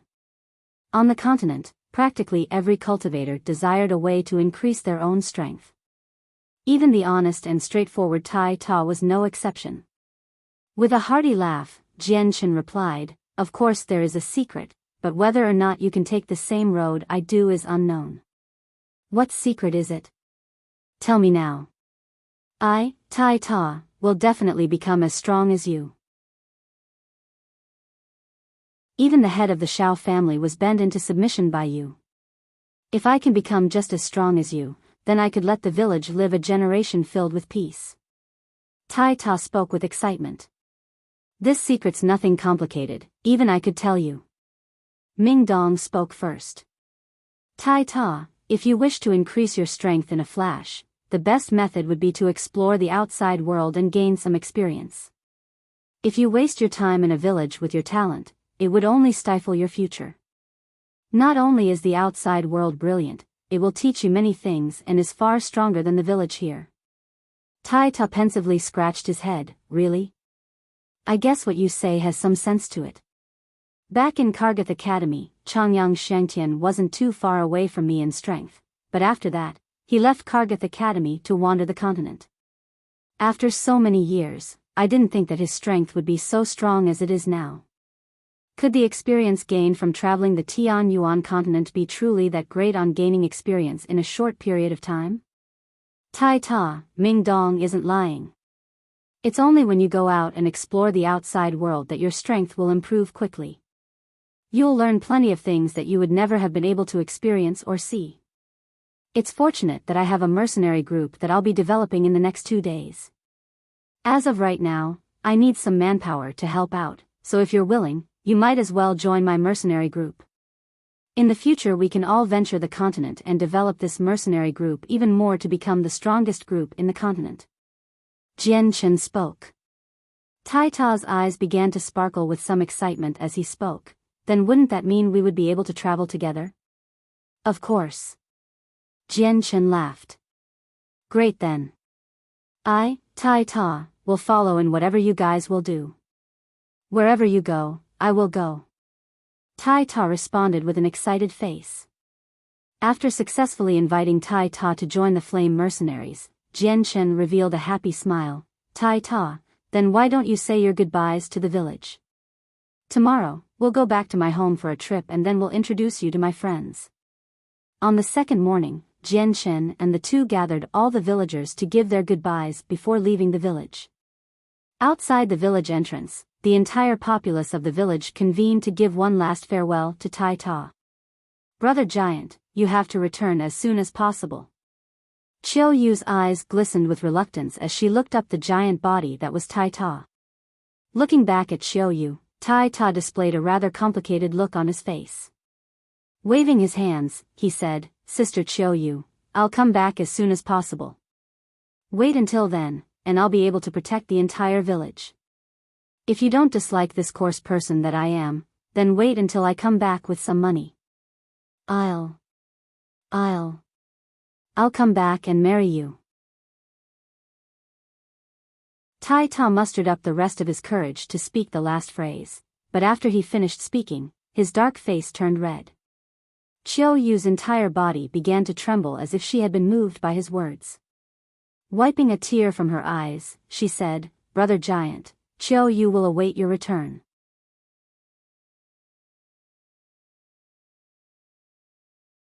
Chapter 540, Leaving for the Blue Wind Kingdom. After leaving the village, Jian Chen, Ming Dong, and Tai Ta flew straight to Lore City. After about 2 hours of leisurely travel, they finally arrived back in Lore City, where they then walked straight to the Changyang clan. "We are pay our respects to the fourth master." Soldiers saluted Jian Chen in the streets with respectful expressions when Jian Chen passed by. Waving his hand, Jian Chen commanded, "Continue your patrol." "Yes." The guards responded in unison before going back to their patrol. "Changyang Xiangtian, is this your home?" "It's huge." Tai Ta gasped in amazement as he scoured the place. Laughing, Jian Chen replied, "Come on, let's go to where I live. I'll introduce you to some friends." Jian Chen then guided Tai Ta in the direction of a palace-styled building. He came across some servants and said, "Go and notify De Gufeng, Signorin, and Yunzheng to tell them to meet me here." Afterward, Jian Chen took Tai Ta into his own palace. As soon as they entered it, Tai Ta, who was ignorant of the outside world, was stunned by the layout and arrangement of the house. Every so often, he would stop to look around the place with an envious expression. "Changyang Xiangtian, this is your living space, right? Your family has to be very rich, I bet." Tai Ta sighed in admiration. Tai Ta looked like a farm boy coming into contact with city life for the very first time, prompting Ming Dong to say, "Tai Ta, you don't need to be so envious. Wait until you become strong enough, you'll get this sort of treatment all of the time then." Tai Ta's eyes gained a determined light to them as he listened to Ming Dong. "Well, I'll do my best to increase my strength." At this moment, De Gufeng, Yunzheng, and Signorin came walking in from the outside. As soon as they entered, Senior Anne's loud and rough voice could be heard, "Jian Chen, you're finally back. When will we be heading out? I'm a person that enjoys traveling the world. Staying around here every day is killing me." Smiling, Jian Chen replied, "Have a seat, everyone. I'll introduce you all to my friend." After everyone took a seat, Jian Chen introduced Tai Ta to the group. After several words of conversation, they all began to grow relaxed. Jian Chen thought for a moment before announcing, "Now that we're all here, we'll leave tomorrow morning. Go back and prepare yourselves. Whatever you need to buy, get it today. Make sure all of your preparations are finished today. We leave tomorrow." "Changyang Xiangtian, where are we going?" Tai Ta asked. "The Blue Wind Empire." After leaving his room, Jian Chen went off to find his parents Changyang Ba and Bai Yuntian so he could explain his departure. Although both Changyang Ba and Bai Yuntian were reluctant to see their child depart from them again so soon, they knew that their child had already grown up to become a man who had plenty of things to do. There was no way Changyang Xiangtian would be able to reside in their home his entire life, so the two parents clamped down on their thoughts and spoke nothing more. Looking for Xiao Tian and the others, Jian Chen told them that he would be leaving first to develop his mercenary group. Xiao Tian and the others understood that there was no need for them to stay within the Changyang clan anymore, so they gave their farewells. The next morning, they would leave the Jessen kingdom to return to the Qinhuang kingdom. Jian Chen even paid a visit to Kendall's wife and child, whom he promised to look after on Kendall's behalf. The matters of Sands had weighed heavily on Jian Chen's mind, leaving him ashamed and guilty. Many a times he would try to find a way to heal or make up for the destroyed saint weapon of Sands, but as of yet, Jian Chen had found no methods. The next morning, Jian Chen held the sleeping tiger cub and gathered with Ming Dong, Tai Ta, De Gufeng, Yunzheng, and Signorin in the courtyard of the clan. All of the high-ranking members came out to send Jian Chen off because of his high-ranking status in the clan. Right outside, several Class 3 magical beasts' mounts had been prepared by the guards. The beasts stood by the gates. "Xiangtian, your silly second sister Mingyue left the family a long time ago without a trace. Despite all our attempts and efforts to try to find her, not even a single hint can be found. When you're traveling in the outside, please help find my girl." The second aunt Yu Fengyan implored Jian Chen. For her daughter to disappear without a trace for so long, made her worry as a mother. Second aunt, rest assured, I will definitely try my best to find second sister. Jian Chen seriously replied. His second sister Changyang Mingyue had cared for him in the past. So now that she had disappeared, even Jian Chen worried for her. Bai Yuntian pulled Yu Yu's hand toward Jian Chen. Xianger, with your strength, you could travel across the outside world and very few people capable of attacking you. Why not bring Yu Yu with you? She grew up in the imperial palace her entire life. The only other place she knows of is Kargath Academy. The outside world is still unknown to her, so it would be a good thing to relieve Yu Yu's boredom. Jian Chen glanced at Yu Yu. She was wearing a short skirt today with a very casual amount of makeup. It gave her a rather heroic demeanor while she stood shyly by Bai Yuntian's side.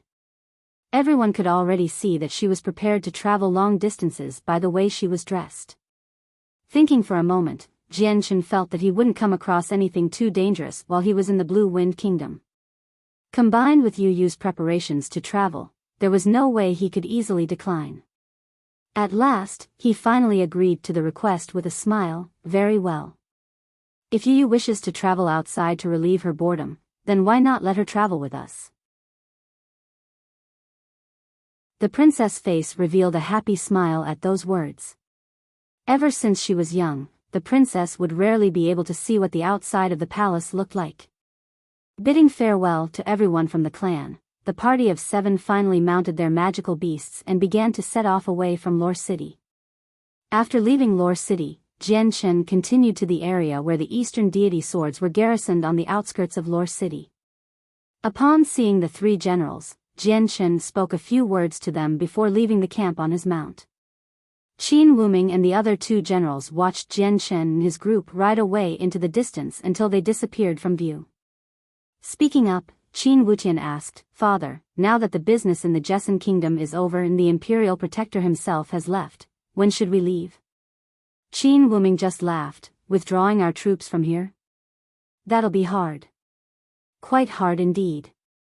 Even if we rush to the Qinhuang Kingdom, it'll take well over a year with the speed of our army. Although the space gate from the Dazhou Kingdom is nearby, it would take a large amount of monster cores. In fact, it'd take an exorbitant price. Does that mean our army will be garrisoned here then? Qin Wujian asked.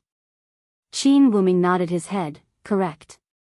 Originally, when His Majesty ordered 500,000 of our soldiers to go to the Jessan Kingdom, he hadn't planned on their return.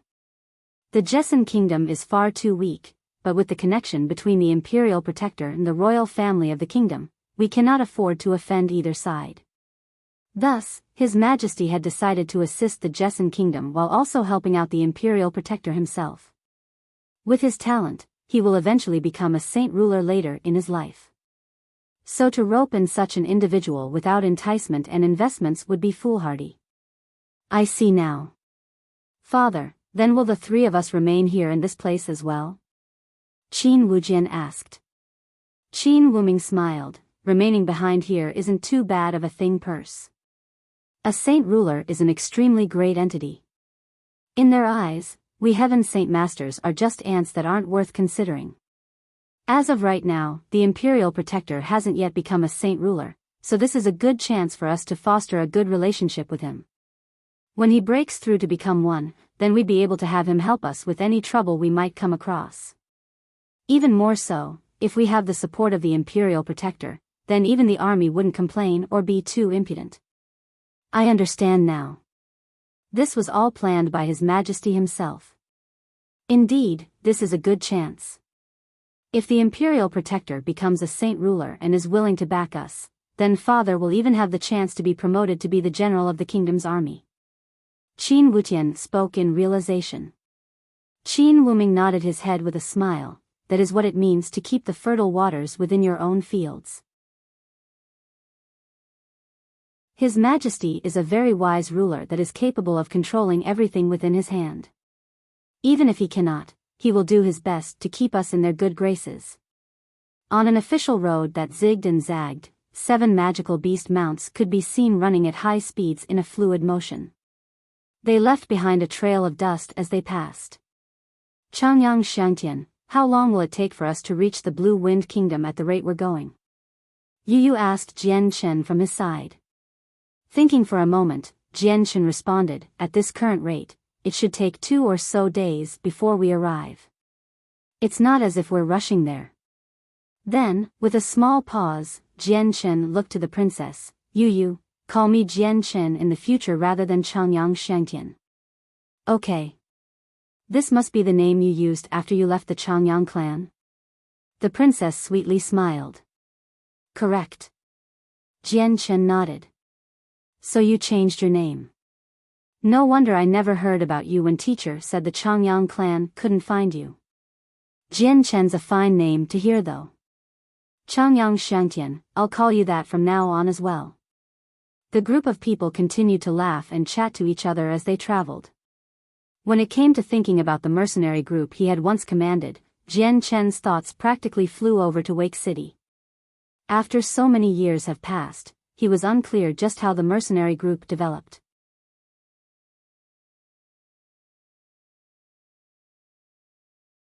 Chapter 541, Re-entering Wake City. After Jian Chen and his group left Lore City, the Shao family had all gathered within the halls of their clan compound in Huanga City. The head of the Shao family sat in the topmost position while several dozen youths kneeled down on the other side. If Jian Chen and Tai Ta were here, they would be able to confirm that these youths were the very same ones that tried to kidnap Qiao Yu from the village. A report for the Lord. We've made a concise investigation, and these are the ones that offended the fourth master of the Changyang clan. One of the bulkier-looking men cupped his hands as he gave his report. The head of the Shao family, Shao Yun, stared dangerously at the few men. His frosty eyes made the youths afraid to respond or even look up. Your forgiveness, my lord. Please forgive us. We didn't know that they were men from the Changyang clan. We only knew that a female villager was rather pretty, and we wished to have her wed to the young master. We did all of this with the young master in mind. My lord, please spare us. We won't dare do such a thing again, my lord, please give us one more chance, please forgive us this once. The youths all knew that they had invited disaster upon themselves. Thus they knelt down and wept for forgiveness. Snorting, Shao Yun replied, drag them out and break both their legs. Yes. The middle-aged men nearby replied. Then calling for several guards, they dragged out the youths to break their legs. Tie them up and prepare them as gifts. We shall head to that village to apologize. Shao Yun commanded. For the grand and mighty head of the Shao family to personally come to apologize to a mountain village, showed just how importantly he viewed this matter. The Cross Mountains was the Tian Yuan continent's largest magical beast mountain range. It traversed across the entire continent, bisecting the continent in two. The mountain range took up a sizable portion of land. An endless amount of magical beasts existed within the Cross Mountains. A veritable paradise for magical beasts to congregate at. Many of the Class 6 magical beasts on the continent lived there. Very few of them lived anywhere else. Furthermore, legend had it that within the depths of the mountains existed several Class 7 magical beasts. As a result, the Cross Mountains were designated a forbidden zone for humanity. Any human that tried to enter the Cross Mountains would never find their way back alive. So, the very depths of the Cross Mountains have existed as a forbidden zone for thousands and thousands of years.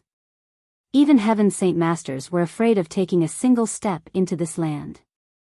At this moment, within the depths of the Cross Mountains, stood a 3-meter-tall middle-aged man. This man had a very stalwart in physique. The veins in his body glowed with a golden color. His copper-like muscles bulged as a sign of well-development, and the only clothes he wore was a single pair of shorts that stopped short of his knees. Both of the man's hands drooped down as he stood with hesitation in this area. His eyes flickered with an uncertain light as if unsure of something. Right where he was standing was the common boundary between the abyss of the mountains and the outer world itself. The entire Cross Mountains have been searched already, but the winged tiger god cannot be found. Even Rumgina's presence has completely vanished. It appears that she has already brought the winged tiger god from Cross Mountains a long time ago and into the territory of man. If we wish to kill the winged tiger god, then we will have to step into that territory. The man muttered to himself with knotted eyebrows. Guinness has already violated the treaty we have with mankind. Should I reveal this information and let the human experts deal with them? The man thought for a moment before quickly shaking his head. No, that won't do. This involves the ancient mythological winged tiger god. A matter like this is far too important to allow humanity to realize the problem. If they find out and find a way to tame the winged tiger god while it's still a cub, then it'll be a tremendous calamity for the entire magical beast race. It appears that we cannot allow the cub to remain in the human territory. We must kill it, but the moment I step into the human's territory, at this the man's voice began to falter as his eyes began to reveal a deep shade of fear. After a moment, another gleam that would cause anyone to shiver appeared in his eyes. As if he was finally determined, he growled, "The experts of humanity have all hidden themselves. As long as I am careful, they won't find me." With that, the man took a determined step forward across the boundary between the Cross Mountains and the outer world. His body began to glimmer and shake for a moment before shooting off at an inconceivable speed, finally blinking out of sight. 2 days later, in the stronghold of the Blue Wind Kingdom, a group of mercenaries could be seen slowly escorting a caravan of goods. Among the crowd were 7 Class 3 magical beasts traveling at a leisurely pace. Sitting on top of these magical beasts were 6 males and a single female. Although they wore plain clothes, their presences were regal and unordinary by any sense of word. Even the people around them didn't dare get too close, and kept a healthy distance as if afraid of unknowingly offending someone of unusual power. After 2 days' worth of traveling, Jian Shen and his group had finally arrived at the Blue Wind Kingdom. After entering the interior of the kingdom's territory, Jian Shen didn't stop. They continued on toward Wake City. The Class 3 magical beasts continued to move at a rapid pace through the lands. They left behind a trail of dust that looked like a single dust dragon from far away. By the end of the day, when the moon had started to rise, Jian Chen's group finally arrived at Wake City. The horizon was already growing a dusky light with the last half of the sun nearly out of sight. The light that radiated from the sunset was enough to illuminate half of the sky. There weren't many travelers moving to and from the gates of Wake City, so only several dozen weary soldiers were guarding the gates. Jian Chen's group of travelers slowly made their way to the gated entrance of the city. Seeing the battle-worn city walls, Jian Chen felt a complex emotion arise on his face as if reminiscing about something. Wake City was a tiny third-class city. In this place, Jian Chen had struggled with no small efforts to survive. His struggles had left deep impressions on him. Each step he took here seemed to link to yet another memory fragment in his mind. Ming Dong stared curiously at the old-fashioned walls of Wake City before speaking up. "Jian Chen, your mercenary group is staying in this city?" Jian Chen nodded once. "But it has been a long time, I'm not quite sure if they're still in Wake City." With that, Jian Chen and the others entered the city. Stopping a passerby, Jian Chen questioned, "Hello there, brother, are the flame mercenaries still in Wake City?" What a strange question. The flame mercenaries have always been in Wake City. Where else would they be if not here? The man stared strangely at Jian Chen.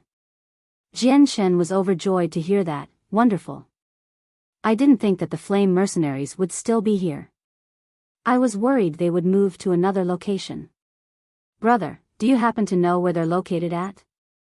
"At the Kai family's compound in the southwest part of the city." The man replied. "Many thanks." Jian Chen clasped his hand together before urging his mount forward, bringing the other 6 to where he remembered the Kai family's location was. At that moment, there were already a large group of sturdy-looking men gathered at the gates to the Kai family's home. Each one of them possessed a murderous air to them, totaling to over 200 people. Right in front of them were 3 middle-aged men and a single elder standing side by side in a single line in front of the gates. Standing behind these four was yet another large group of people with frosty glares of their own. One-armed warrior, your Defiance mercenaries are intolerable with your bullying. Although our flame mercenaries may not be as strong as we once were, that doesn't make us easy targets. Do you really think we'll stand for the annihilation of our group? We'll ensure that your Defiance mercenaries lose just as much as you gain. The elder standing in front glared dangerously at the group in front of him. Standing at the very front was a man with a single arm. Laughing, he spoke, "Flame mercenaries, if this were the past, then your group would have the strength to go against my group. With how things stand now, I, the one-armed warrior, really don't see you as a threat. If you don't want to die, then cooperate with us. Join with my Defiance mercenaries and we won't treat you unfairly." Hoping to annex the Flame mercenaries into your Defiance mercenaries is nothing more than the dreams of a madman. The brethren of the Flame mercenaries are not cowards. We will not accept this. A middle-aged man spoke from in front of the gates. "Qingfeng, I know that you are not cowards. You are a man in the truest sense of word and thus I respect you.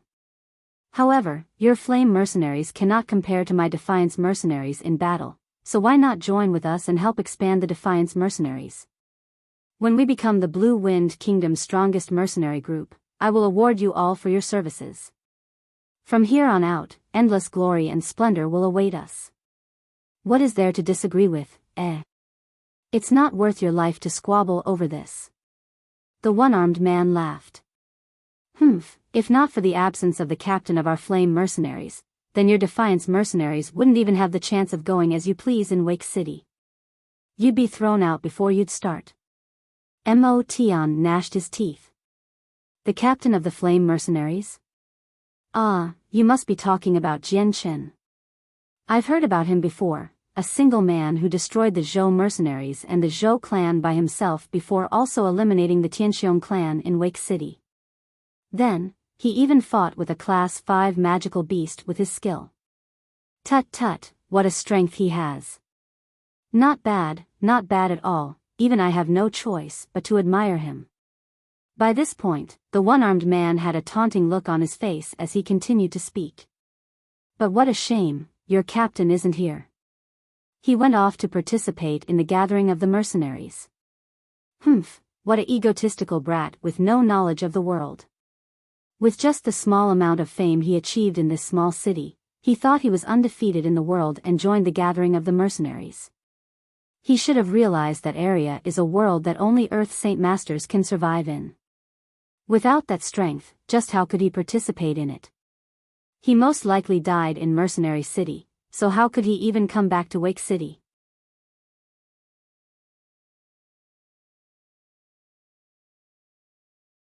Chapter 542, Crisis of the Flame Mercenaries. The one-armed man's words caused the four men standing in front of the Kai family's gates to harden their expressions. Qing Feng had been the first to fire back. "One-armed warrior, bite your tongue. Just how could the immensity of our captain's strength be explained by you?" True enough. I feel that this Jian Chen's strength is nothing more than hearsay. Whatever his true strength is, I have never seen it before. What I am sure is that he is still not yet at the strength of an Earth Saint Master. If he wasn't one before he went to gathering of the mercenaries, then he's certainly looking to die an early death. It's been a long time since the ending of that event anyways. If your Captain Jian Chen was still alive, then why hasn't he returned? The man sneered. Seeing that no one could reply, the one-armed man continued on, "I bet you've all already reached an answer. You're just not willing to accept it. Then why don't I say it for you? Your captain died in Mercenary City. He will never come back here alive." The man's words caused every single mercenary from the Flame mercenaries to blanch, but they quickly schooled their emotions. At this, the man could only shake his head in disappointment. He had originally planned on striking at their morale to influence them all over to his side. In the end it had been fruitless. How would he know that the 100-member strong Flame mercenaries were all previously the mercenaries under the command of the great Saint Masters Qing Feng, Mo Tian, Duo Kong, Charkis, Seth, Kai Er, and Weiss? In their hearts, these 7 men were the leaders that they would die for, men that they would continue to follow with unflinching conviction. One-armed warrior, don't bother wasting time with this scheme of yours. We will follow our captain to the death. You may as well give up, our flame mercenaries will never join your defiance mercenaries. If you still wish to continue with this thought of yours, then we may as well waste no time and get to fighting. Kai Er spoke. Although they weren't as strong as they once were in the past and were just below the defiance mercenaries in strength, the final outcome between the two would be disastrous. The one-armed man's face darkened as he bit his lip. I've given you a chance, but you were unfortunate enough to not cherish it. If this is it, do not blame me for being ruthless now. Brothers, let us fight. At his command, every single man behind him began to take out their saint weapons one by one. Brothers, let us fight. Kai Er and the others called out, unwilling to lag behind. As soon as they spoke, several dozen men from within the flame mercenaries took out a bottle from their space belts and smashed it onto the ground. Soon, the courtyard was filled with a light green smog of smoke after the bottles had been broken. The smog obscured the sight of everyone. The actions of these men confused the surrounding flame mercenaries. Flabbergasted, they all looked around without any understanding of what was happening. Noticing the commotion going on behind him, Qing Feng turned around only to discover the light green smog of smoke gradually dispersing into the open air around them. Stunned for just a brief moment, Qing Feng immediately snapped back to focus with a cry, poison. Everyone hold your breath. Ha ha ha, it's too late for that. The one-armed man laughed in an unrestrained manner from outside the courtyard. You. Mo Tian furiously glared at the man with a frightening expression. His eyes gleamed with a furious and unrestrained killing intent as he ground his teeth. One-armed warrior, I took you to be a man. To think that you'd actually use such a 2-bit method, I've misjudged you. Ha ha ha, what method isn't useful? Let me tell you, as long as a method brings you victory, then it is a good method. If you want to survive on the continent, then you can't afford to be inflexible. Otherwise, you won't survive for long. The one-armed man laughed. Take an antidote, now. Kill the traitors in our ranks. Kai Er whirled around to command the flame mercenaries. Needless to say, the members of the flame mercenaries had already taken out several antidotes from their space belts. Administering them, they turned to face the traitors that had tried to poison them with infuriated glares and murderous auras.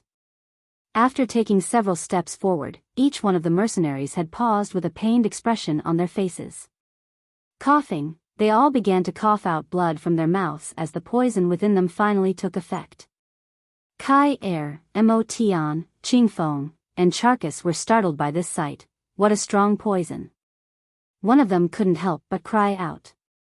Pleased with himself, the one-armed man smiled, of course. This is a poison I synthesized after paying a heavy price. It isn't any normal type of poison, it has 2 steps to it. The first step is to use a type of poisonous seed that'll hide itself within your body without detection. It'll slowly germinate and grow within your body bit by bit without any of you ever noticing.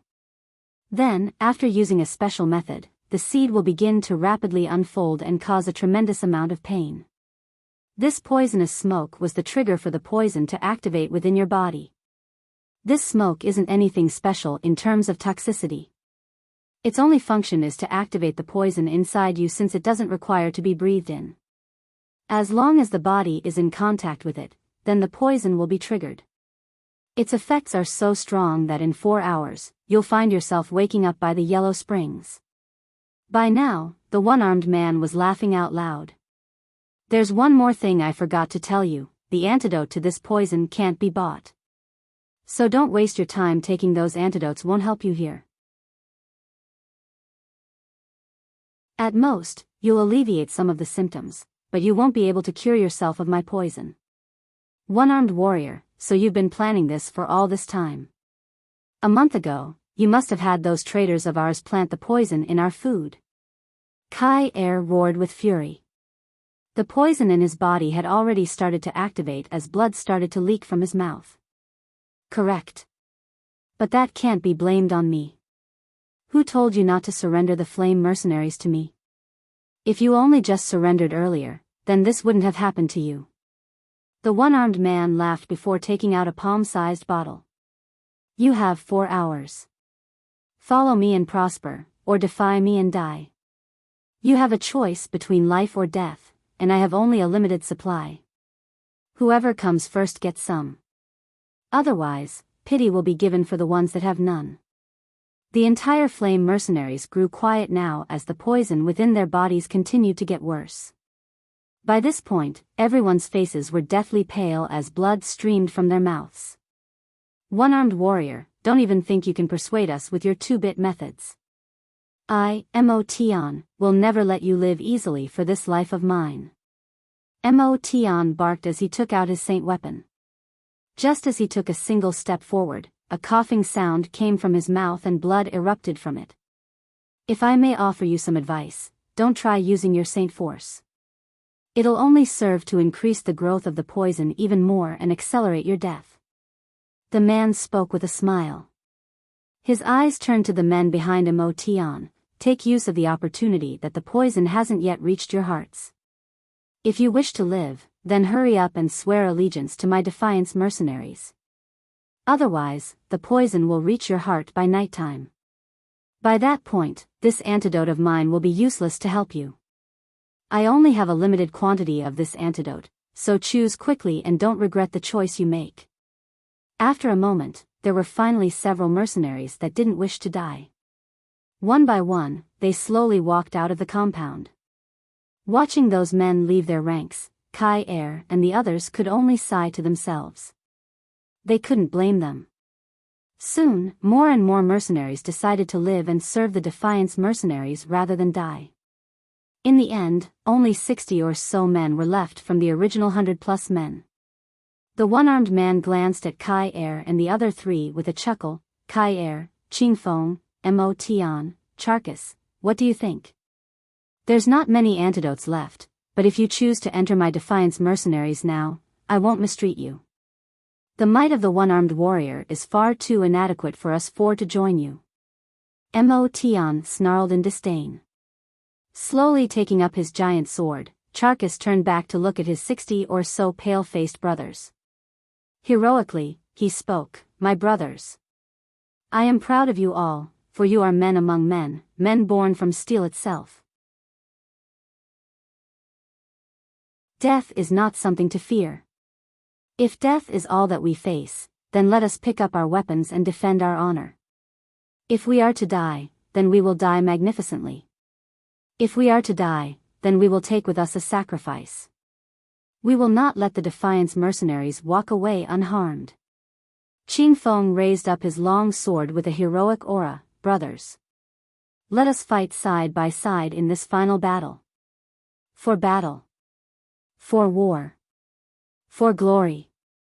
The remaining members of the Flame mercenaries roared out to the heavens one after another in response to Motion and Qingfeng. Although they were all pale in the face and were bleeding blood from their mouths, their eyes remained unwavering and unafraid of death. They had already given up their fear of death. At this sight, the one-armed man's face darkened. Snorting, he spoke, if you wish to die, then I'll grant you all that favor. Kill them all. The group of men behind the one-armed man began to let loose a bestial and bloodthirsty amount of killing intent before charging toward the men in the compound. Suddenly, a red glow of light exploded into view as a single flaming longsword came flying at tremendous speeds from the other end of the road. In an instant, it impacted the ground in front of the compound. With a tremendous explosion of energy, the men from Defiance mercenaries were immediately reduced to a pitiful state.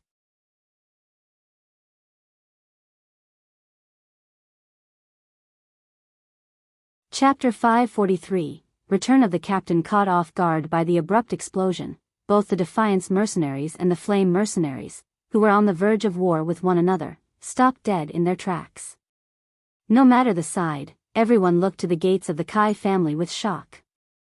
Everyone could see from the origin of impact that there was a single 2-meter deep crater. The marbled road had been reduced to rubble with spiderweb-like cracks extending across the ground. Seeing the 2-meter-deep crater, the Flame and Defiance mercenaries were deeply awed and stunned. Just what type of strength would one need to be able to cause damage to this extent? It was hard to believe or ascertain for sure, but even a battle skill used by a great Saint Master wouldn't be able to cause a comparable amount of destruction. This was after all marble of a very durable caliber. Not only was it hard and solid, it was unlike the soft and malleable dirt found outside in the wild. The members of the Defiance mercenaries and the men with Kai air looked to the end of the street with hardened expressions. In their hearts they were all apprehensive. Everyone was well aware that the person capable of such destruction would most definitely be either a great Saint Master with a battle skill or an individual at the Earth Saint Master realm. In either case, it was an individual that neither of the two groups could win against. Even more dangerous was the fact that no one knew whether this newcomer was friend or foe. The colors of the sky were growing dimmer and dimmer as the shroud of night blanketed the earth. As a result, the Flame mercenaries and the Defiance mercenaries could only nervously wait as they listened to clopping sounds from the end of the street. Shortly afterward, 7 magical beast mounts came into view along with their riders who were slowly advancing toward the 2 mercenary groups. Neither the Defiance mercenaries or the Flame mercenaries were able to make out the faces of the riders with full clarity because of the distance and the dampened vision due to the darkness of night. Watching the 7 mounts and riders slowly approach them, the representative of the Defiance mercenaries took a hesitant step forward. Saluting them, he spoke, "This one is the captain of the Defiance mercenaries, known as the One-Armed Warrior. I pay my respects to you seniors." The 7 hadn't spoken at all and moved forward in silence at a slow pace. Coming from one end of the street to the other, they finally arrived at the gates to the Kai family. It was at this moment that the 4 men and the one-armed man could distinctly see the faces of the men. To the shock of everyone, aside from the 2 middle-aged men at the very sides, the rest of the travelers were all youths. I bet this group is a group of aristocratic children from some sort of wealthy family. That strike just now has to be from one of the 2 middle-aged men at the sides. If such a strong individual was assigned as their guards, then the rapport behind this group has to be extremely strong. The one-armed man conjectured to himself. Without neglecting his expressions, he continued to bow respectfully as he smiled enchantingly. "My lords must be traveling across this road.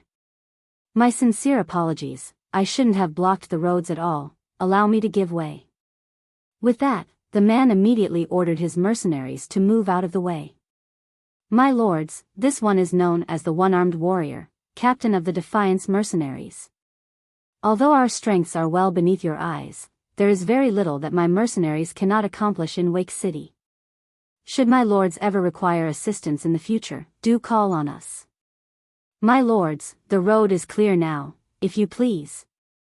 The man saluted along with the other mercenaries with a rather cordial expression on his face. At this current moment, the one-armed warrior was completely focused on the riders on top of the magical beast mounts, and had completely disregarded the men behind him. Kai Er and the other 3 were at this moment staring at the face of Jian Chen in complete shock. Some of them could barely believe their eyes at what they saw.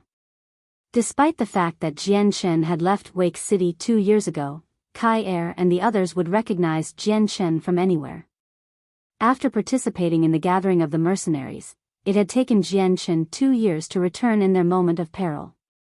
Such timing painted Jian Chen as a savior in their eyes. The flames of hope had reignited within their eyes once more at this sight.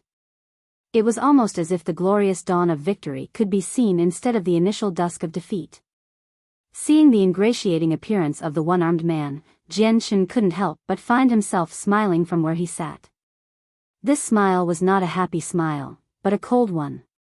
Shortly after, his eyes slowly made their way toward the gates of the Kai family where Kai Er and the others were. A furious killing intent gradually began to show in his eyes, so with a smile that did not quite make its way completely to his eyes, Jian Chen spoke, "The one-armed warrior? I will remember that name." There was absolutely no way that the one-armed man would know that this youth in front of him was actually the captain of the Flame mercenaries, Jian Chen. He had only thought that he had coincidentally come across the young master of some sort of influential and aristocratic family, and had completely missed the implied meaning hidden in Jian Chen's words. As such, he had been overjoyed to hear Jian Chen and spoke up, "If I may inquire of milord's name." "This will be a great honor to the one-armed warrior." "Milord, the path is clear now, I shall not take up any more of your valuable time. If my lord pleases." A cold smile remained on Jian Chen's face. "One-armed warrior, who says that I was passing by on this road? My destination is here in fact." The man was startled into silence at these words. The light in Jian Chen's eyes immediately frosted over as a tremendous amount of killing intent began to leak from his body and enshrouded the other man in it. "One-armed warrior, do you know who I am?" Jian Chen asked with a demanding growl. The one-armed man's face seemed to have aged by now. As a great Saint Master, just how would he be able to withstand the killing intent of a heaven Saint Master? Straight away, it felt as if he had been dropped into a bottomless abyss of ice that brought shivers and sweat to his entire body. The one-armed man was completely pale with fright now. For the life of him, he had absolutely no idea just how or why the aristocratic young lord in front of him was targeting him with such a tremendous amount of killing intent. It left him speechless beyond belief and indescribably terrified. Neither did he know just when or how he had somehow offended the very same strong young lord. "Milord, could I have offended you somehow in some place? Might I inquire the specifics?" There was a trill to his voice now. Although he had no idea how strong Jian Chen was, the amount of killing intent targeted at him was enough to leave his heart in terror. From his perch on top of the magical beast mount, Jian Chen towered over the one-armed man with a sneer. "One-armed warrior, listen well. I am the one you said died in Mercenary City. I am the captain of the Flame Mercenaries. Jian Chen." The pupils of the one-armed man instantaneously dilated at Jian Chen's speech. His face took on a drastic change as his eyes stared in disbelief at Jian Chen with absolute dread. "What? You're that Jian Chen?" The man was beside himself and his voice began to tremble. When the four men at the gates heard Jian Chen's words, they let out a gasp of disbelief one after another, but the emotions in their eyes was of extreme joy. "The captain. The captain has returned. Our captain has finally returned, it's the captain. The captain has returned from the gathering of the mercenaries." Kai Er and the three continued to cry out in emotional relief one after another while the dozens of mercenaries behind them began to reveal wide-open grins on their faces. As deep in the abyss of death as they were, their hands had managed to fumble and grab onto a vine that would pull them to safety. In that darkness of death, the light of life could be seen now. Having noticed the deathly pale faces of everyone, Jian Chen didn't waste any more time to banter. Glaring at the one-armed man, Jian Chen said, "One-armed warrior, you are courageous to go against my flame mercenaries, I'll give you that." The one-armed man's face was a mixture of pale white and putrid green from his fear and shock. Seeing the handsome but young face of Jian Chen and associating him with the tremendous explosion of power, caused his heart to be terrified. "You're actually the very same Jian Chen as the captain of the Flame Mercenaries? Didn't you go off to participate in the gathering of the mercenaries? How did you make it out alive?" The man quavered. Coldly laughing, Jian Chen replied, "Enough talk, bring out the antidote straight away." A gleam of light flashed through the one-armed man's eyes. Immediately thinking of a plan, he took out a white jade bottle from his space belt and held it tightly within his hands as he backed away. In several moments, he stood 20 meters away from Jian Chen with a panicked face. "Jian Chen, I only have this much antidote. If you don't believe me, I'll just smash it all here and now for you to never get the antidote to my poison." Jian Chen smiled in contempt as he glared at the man. "Did you think you could negotiate with me?" The one-armed man stared fearfully at Jian Chen and then the two middle-aged men Yunzheng and Senior, and realizing the strength of the opposition, the fear he had in his heart for these men had instantly skyrocketed.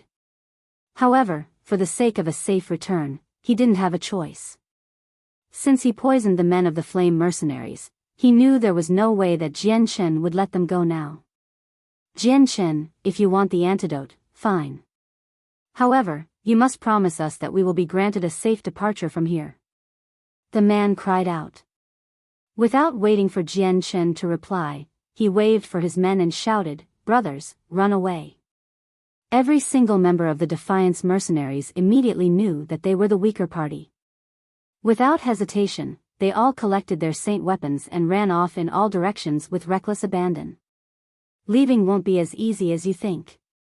Jian face hardened.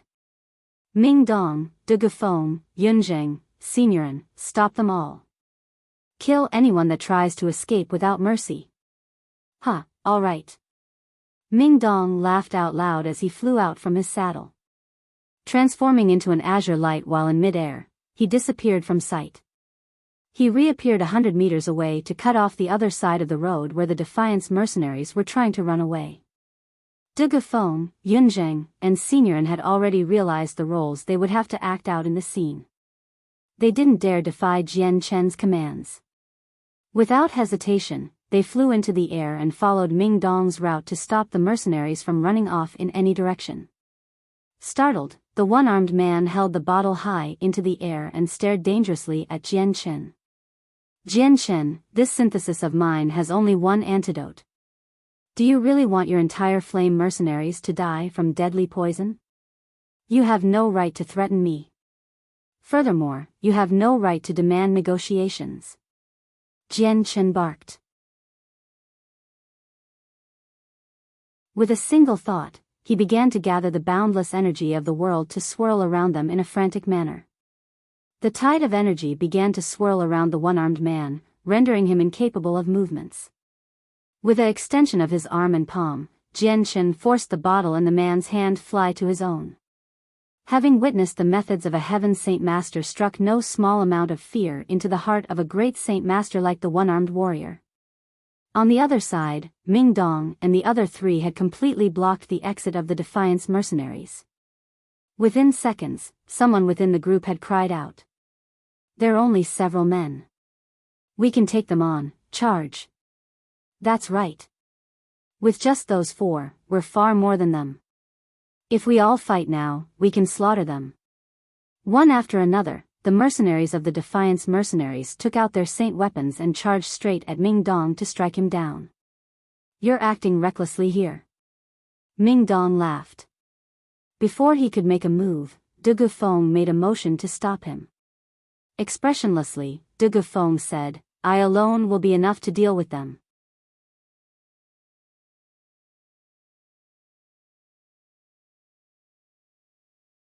Chapter 544, Punishment. Having said that, De Gufeng immediately brought out a giant sword made of flames. After a violent jerk of his hand, a blaze of flames began to coil around the blade before an inferno ignited on it. A halo of light burst from the sword. It brought forth such a dazzling glow that the surrounding shadows were completely obliterated. Impossible, that's the essence of fire. It's the essence of fire, he's an Earth Saint Master. Everyone run away. He's an Earth Saint Master. At this display of strength, the smarter members of the Defiance mercenaries quickly became pale in the face. The spurt of courage that had welled up in them earlier had instantly vanished just as quickly it came. Without any more courage to fight, they began to retreat in terror. A gleam of light flashed in De Gufeng's eyes as he twirled his giant sword in a violent motion. The light from the fire on his sword filled the sky. He then quickly brought forth another burst of flames, but this time he directed them down the streets with lightning speed. Bang! The street was washed with a plume of smoke, and the marble substance on them had crumbled as easily as tofu. A fissure about a third of a meter deep appeared in the street as a surge of saint force filled the area, forcing the entire street to tremble as if it was experiencing an earthquake. Feeling the explosive might that came from a casual swing of De Gufeng's sword, every member of the Defiance mercenaries felt miserable beyond belief. At this moment, practically every person could only think about how terrifying an Earth Saint Master was. Calmly recollecting his sword, De Gufeng stared emotionlessly at the Defiance mercenaries. "Whoever crosses this line, consider your life forfeit." He spat. The entire group of mercenaries was practically quaking with fear, for the fissure was barely in front of their feet. Everyone could only look at the line as if it represented death itself. Not a single person dared to cross it. On the other side, the one-armed man could only stare at the red-robed De Feng in shock. He had been thrown into silence by the scene in front of him. The man could hardly believe that the captain of the Flame Mercenaries was capable of commanding an Earth Saint Master to do his bidding. In the small city that was Wake City, great Saint Masters were already considered the epitome of strength. In the entire city, there would only be 20 of them at most. Earth Saint Masters would hardly find any worth by heading to such a small city in this area. In the case that one did arrive, then they would indisputably be the strongest expert around. In the scope of the entire city, none would be a match for them. Now that the Flame Mercenaries had an Earth Saint Master leveled expert, just who in Wake City would dare go against them? The Flame Mercenaries were astonished by Du Gufeng's strength as well, but soon their expressions were quickly filled with joy and their bodies began to shake with trepidation. If someone as strong as an Earth Saint Master listened to their captain, then wouldn't that mean that this person was one of their own? Jianchen tossed the bottle he had forcibly taken from the one-armed man's hand over to Kai Er. "Hurry up and take the antidote." "Yes, Captain." Kai Er enthusiastically responded. Twisting off the stopper to the bottle, they each poured a drop of the liquid into their mouths before they passed the bottle on. There had been plenty of antidote within the bottle for everyone to have some. Even better, more than half of the bottle remained, contradicting the words that the one-armed warrior had said earlier about there being a limited supply. After administering the antidote, every poisoned mercenary soon felt the color return to their faces. Soon enough, the poison was flushed from their systems, and was no longer a threat to their lives. Jianchen leaped off his magical beast mount and walked up to Kai Er. "It seems that my return was in time to save your lives. A lot must have happened in these last 2 years. Why don't I see Duo Kong, Seth, and Weiss? Where have they gone?" A grieved look appeared on Kai Er's face. "Captain, it was all because of our inabilities. The strong mercenary group you left us with is now reduced to these several dozen members. A year ago, Duo Kong, Seth, and Weiss came across an accident that marked their eternal departure from us. From the 7 of us, only 4 remain."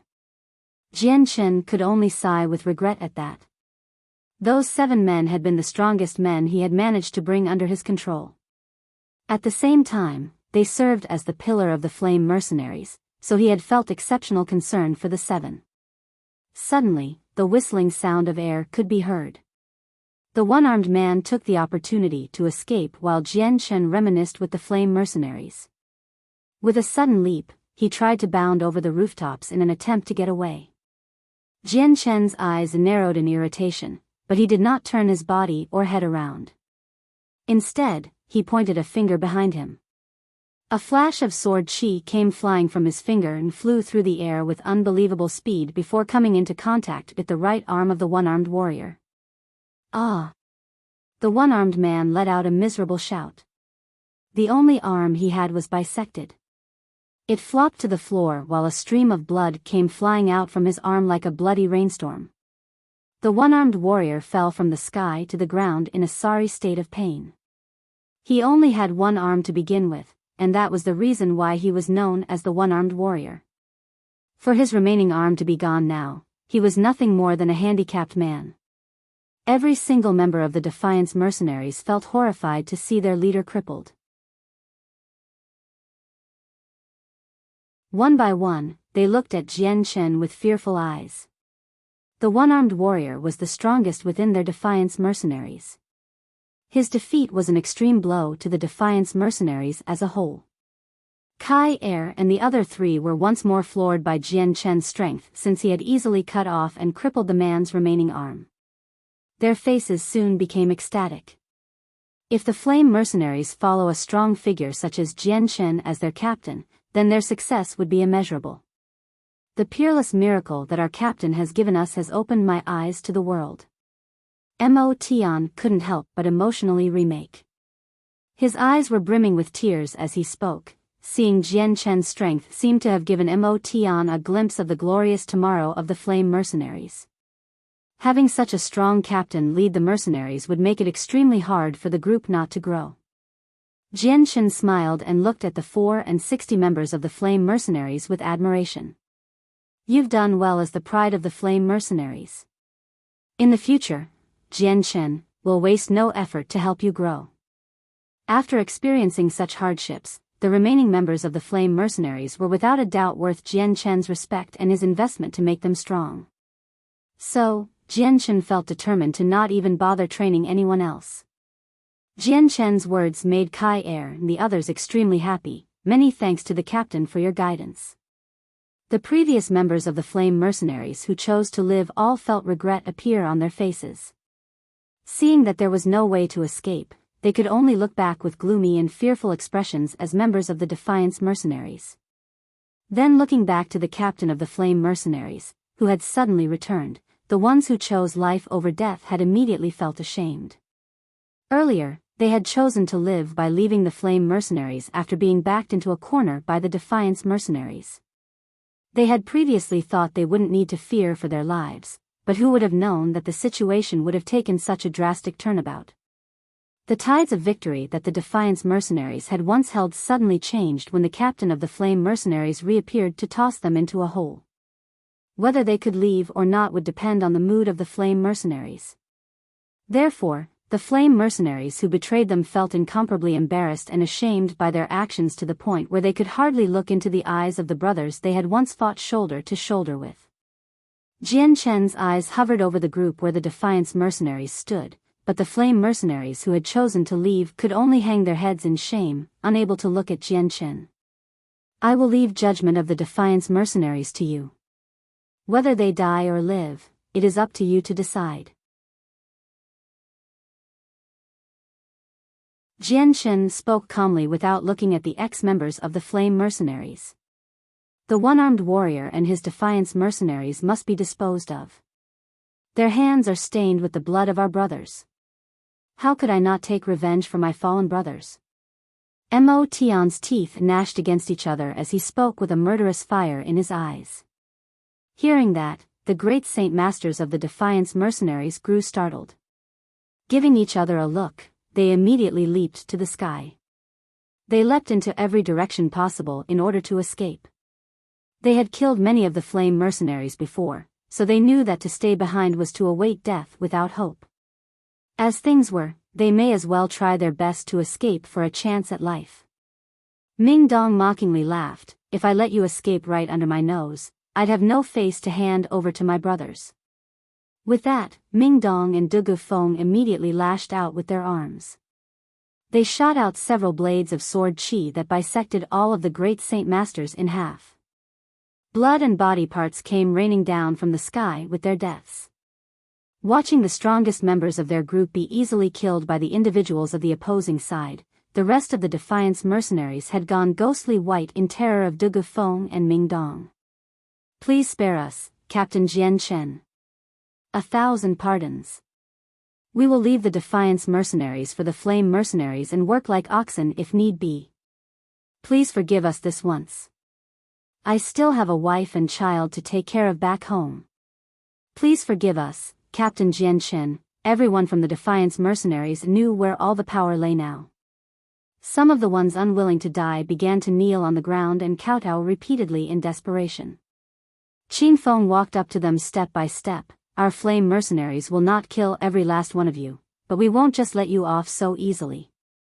Hand over your space belts and you may leave. We'll do it, we'll do it. Qing Feng's words were like the song of a gospel to the ears of the Defiance mercenaries. As if they were granted amnesty, not a single one of them hesitated to relinquish their space belts. They obediently handed them over.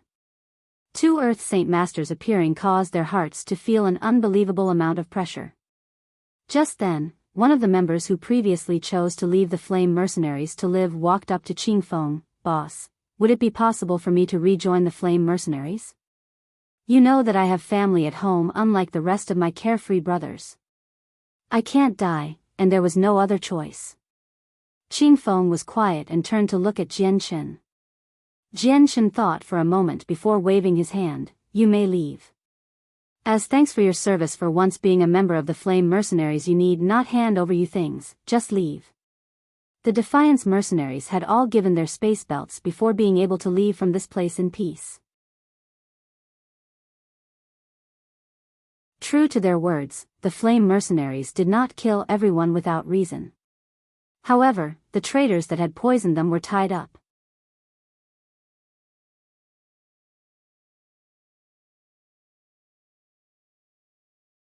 Chapter 545. The direction of development. The ex-members that had poisoned the Flame Mercenaries had been bought out by the Defiance mercenaries a long time ago, and were thus not spared by Kai Er. Their heads were cut off, and their corpses were tossed into the wilderness outside of Wake City for the beasts to feast on. With everything done and taken care of, the group cleaned up the area around the Kai family's compound before heading straight on in. Within the halls, Jianshan sat at the very top where the head of the compound would normally sit. At his side was Ming Dong and the 5 others, along with Kai Er and his 3 companions from the Flame Mercenaries. Kai Er, Qingfeng, Mo Tian, and Charkis. What has happened since my departure those years ago? Why has the Flame Mercenaries fallen into such a miserable state? Jianshan stared at the 4 in question. Captain, it was all because of our inability. Not only were we unable to expand the Flame Mercenaries, we also let it fall into such a desolate state. If not for the captain coming over to help us, then our Flame Mercenaries may not have survived beyond today. Kai Er spoke in shame. Describe what happened to me in detail. Allow me to understand just what occurred in the past. Jianshan spoke. Kai Er gave a look to the other 3 for a moment before summoning up his courage. Captain, allow me to say it. When you first left, we followed your orders on doing our best to expand the Flame Mercenary strength. At that time our strength was enough to make us undefeatable in Wake City, so our very first step was to reorganize the structure of Wake City and reclaim all the power that had been lost to us. Our plan was performed without a hitch when we were first implementing it. We were trying to bring many of the other clans and powers under our command along with several of the weaker mercenary groups. Thus, the Flame Mercenaries attained another level of power, but there were some factions within Wake City that were unwilling to join with our Flame Mercenaries. Forming an alliance, they began to contend against our Flame Mercenaries. This coalition of theirs was filled with several of the stronger families and mercenaries within the city, making their strength no less than our own. For some time, we battled secretly with them in the shadows of the city, receiving damage on both sides. Half a year later it was discovered that the cub of a Class 5 magical beast was found. The news was leaked and had made its way to the ears of the enemy alliance. This time, our Flame Mercenaries and that alliance were embroiled in an all-out war because of the cub. Both of our sides ended up inflicting a tremendous amount of damage.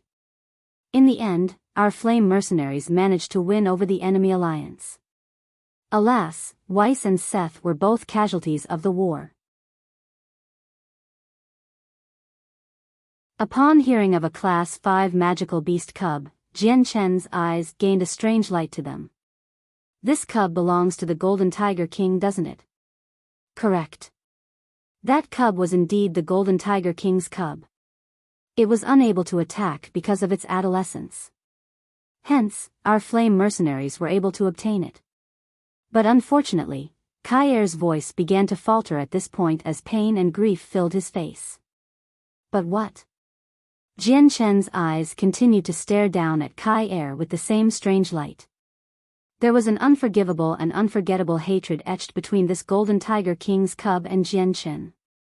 It was because of this cub that the original Captain Kendall was killed and the rest of the members beside him had been buried in the mountain range. AI. It was because of our carelessness that the cub was stolen at night by a secret assailant. Duo Kong gave chase, but he ended up being beheaded. Taking a look at the wreckage later, we were able to ascertain that the assailant that took the cub was in possession of a battle skill. Qingfeng sighed with regret etched on his face. It was all because of my negligence. Mo Tian regretfully spoke. The anguish on his face could hardly be contained, as if he blamed himself over Duo Kang's death. Jian Chen's face hardened as he questioned, "Did you manage to find out just who it was that took the cub away?" Not a single piece of information was found. That assailant didn't leave behind any clues for us to find. The cub was never found in Wake City ever again. Charkis shook his head. Jian Chen's eyebrows rose as he began to think to himself. Meanwhile, Kai Er continued to speak. After that, our forces were weakened against the might of the alliance. Now stuck at a deadlock, we were very surprised to hear that the alliance had begun to suffer from internal strife. Beginning to fight one another, it led to us witnessing the entire alliance crumble and wither away into ash. We tried to take advantage of the chaos to subdue the rest of the straggling factions, but what we didn't expect was that another party would come in like the storm and beat us to it. They were the Defiance mercenaries. Not even a few days later, the leader of the Defiance mercenaries, the one-armed warrior, had even come to us and ordered us to swear allegiance to his mercenaries. After our refusal, the Defiance mercenaries began to act as a foil to our own. There was some sort of unusual connection between City Lord and the one-armed warrior, so they were looked after with special consideration by the City Lord. As a result, the Defiance mercenaries began to explode in development. Along the way, our mercenaries came into conflict with theirs several times to end up with what you witnessed today. Jian Chen hummed to himself after listening to the entire conversation. I didn't think that so much would happen in a short 2 years. Things have gotten far more complicated than I thought, but this cannot be blamed on you. Qin Feng hesitated for a moment before opening his mouth once more. Captain, there is still one more thing to report. Say it. Jian Chen spoke. Captain, after Weiss' death, Weiss' son took over the Dor clan and withdrew from our flame mercenaries. Now that Captain has returned, should we have the Dor clan rejoin us? Qin Feng asked. Giving it some consideration, Jian Chen spoke. No matter what is said, Weiss is a man who died for our flame mercenaries and merits a spot as a minister for outstanding service. I will go to his clan tomorrow. It's getting late now, and you should all go rest. Now that I've returned, the flame mercenaries' development will not be stopped. Tomorrow morning, I will have several important announcements for everyone. Kai Er and the other 3 left the hall so that Jian Chen and his group of 7 were the only ones left. Jian Chen, so this is your mercenary group? There's only 4 great Saint Masters and an unremarkable amount of strength, but that isn't important. With our strengths, it won't take long for us to transform the Flame Mercenaries into the strongest mercenary group in the Blue Wind Kingdom. Ming Dong spoke. And that is my plan as well. So, in light of this, does anyone have any favorable plans we may try? Jian Chen asked. Simple, we must build up our army. As long as you announce the fact that there are 7 Earth Saint Masters, I am sure many mercenaries would be willing to join us. Ming Dong suggested. While that is a decent plan, it will only bring forth the people with hidden agendas. We cannot find everyone, and it won't be long in the future that another repeat of today's events happen again. In my eyes, we should make our soldiers an elite squad, but in a controllable number. An elite squad of 100 can defeat a mob of 1,000 civilians. De Gufeng spoke. Oh, that's not bad. De Gufeng's suggestion has some merit to it. Why don't we just spend some time and blood in training these soldiers into becoming the elite soldiers we want? Ming Dong asked. Training them to become elite soldiers is a must. These soldiers are ones that I find suitable in both my mind and in reality, but it isn't enough. My goal is that in the future, the Flame Mercenaries will become the strongest on the Tian Yuan continent. It will take a very long time, but this cannot be done slowly. I must move fast, move swiftly. Jian Chen said. Then I have a suggestion, everyone please consult about this as you see fit. Yu Yu finally spoke up from her long-seated silence. Jian Chen, if you wish to develop the Flame Mercenaries as quick as possible, then there is really only one path for you to go. You must go to the stronger cities and subdue all of the stronger mercenary groups under your control. With your strength, as long as you don't come across any Heaven Saint Masters, you will meet no obstruction. If we do that, then even if they swear allegiance to us on the surface, who knows what they just might do in secret. The things that happened today should be a lesson. Seniorin spoke. That isn't something we should worry about. In the face of absolute power, any machinations become as threatening as a paper tiger. The men with brains will see the strength of our group and know what they ought to do. To follow us would be to further their paths and reach a new height. If they stay within the mercenary group for long enough, they will come to love and cherish the group. Just like a civilian that lives in a kingdom, they will come to love the kingdom and cherish it as their family. The princess spoke. Moreover, Jian Chen is a heaven saint master and a very strong one at that. The amount of individuals like him in any single kingdom is known to be scarce no matter where you are. To have a heaven saint master as your patron is something every single person hopes for. To have a heaven saint master as their patron is to have their statuses elevated even if they themselves are not strong.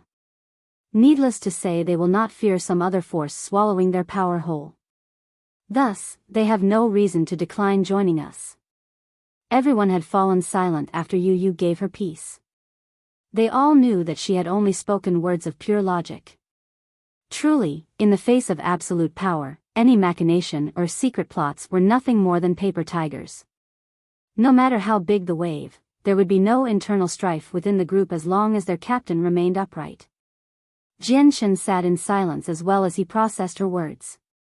Taking notes of the detailed plan of Yu, Jian Chen finally smiled and nodded his head. That isn't bad at all. Let us work as such. Having her own plan be approved by Jian Chen caused Yu's face to reveal a delightful smile. However, there is one thing to be cautious about. When using force to make them submit, do not remove all forms of power from their previous leaders, otherwise, even if they submit, their anger for you will never be forgotten. Their mercenary groups were after all founded on hard work as well. If all of your hard work was so easily dismissed and taken away by someone else, I doubt there is a single person in the world that would accept such a slap in the face.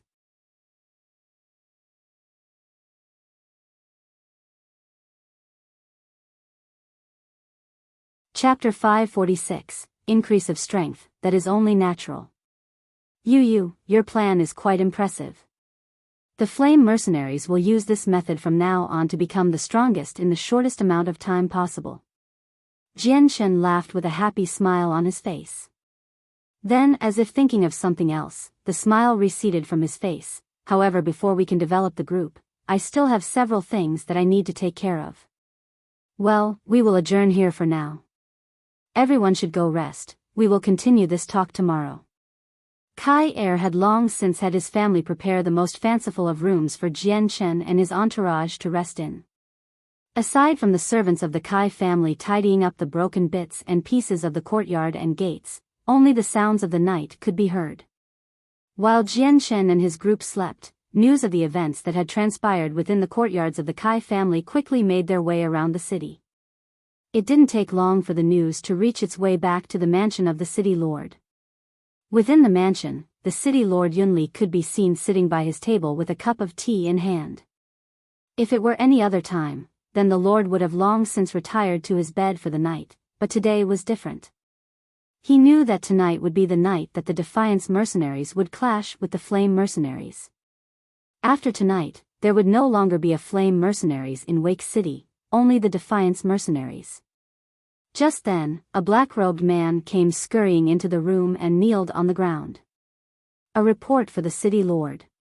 The captain of the Flame mercenaries has returned. The Defiance mercenaries have been killed, and the leader, the one-armed warrior, has been crippled and captured by them. The remaining Great Saint Masters were all beheaded in their attempt to escape, while the remaining members forfeited their space belts in order to live and escape in peace. What? Their captain who hasn't returned in 2 years has actually come back. And he's captured the one-armed warrior as well, you say? Yunli was astonished. He didn't expect this outcome at all. Yes, my lord. As of now, all of the Great Saint Masters of the Defiance mercenaries have been wholly slaughtered. Their mercenary group is no more. The informant relayed. Yunli's face paled by several shades of white for a moment before he slowly calmed himself. With a wave of his hand, he commanded, "You may leave. Your subordinate will withdraw for now." The informant immediately disappeared into the palace halls. After the informant left, Yun Li's face hardened in worry as his eyebrows knit together. With a slow sigh, he murmured to himself, who would have imagined that Jian Chen would actually return at this moment. Truly, the machinations of man are superseded by those of the heavens. The Blue Wind Kingdom was millions of kilometers away from Mercenary City. In just travel time alone, it would take roughly half a year to get from one to the other.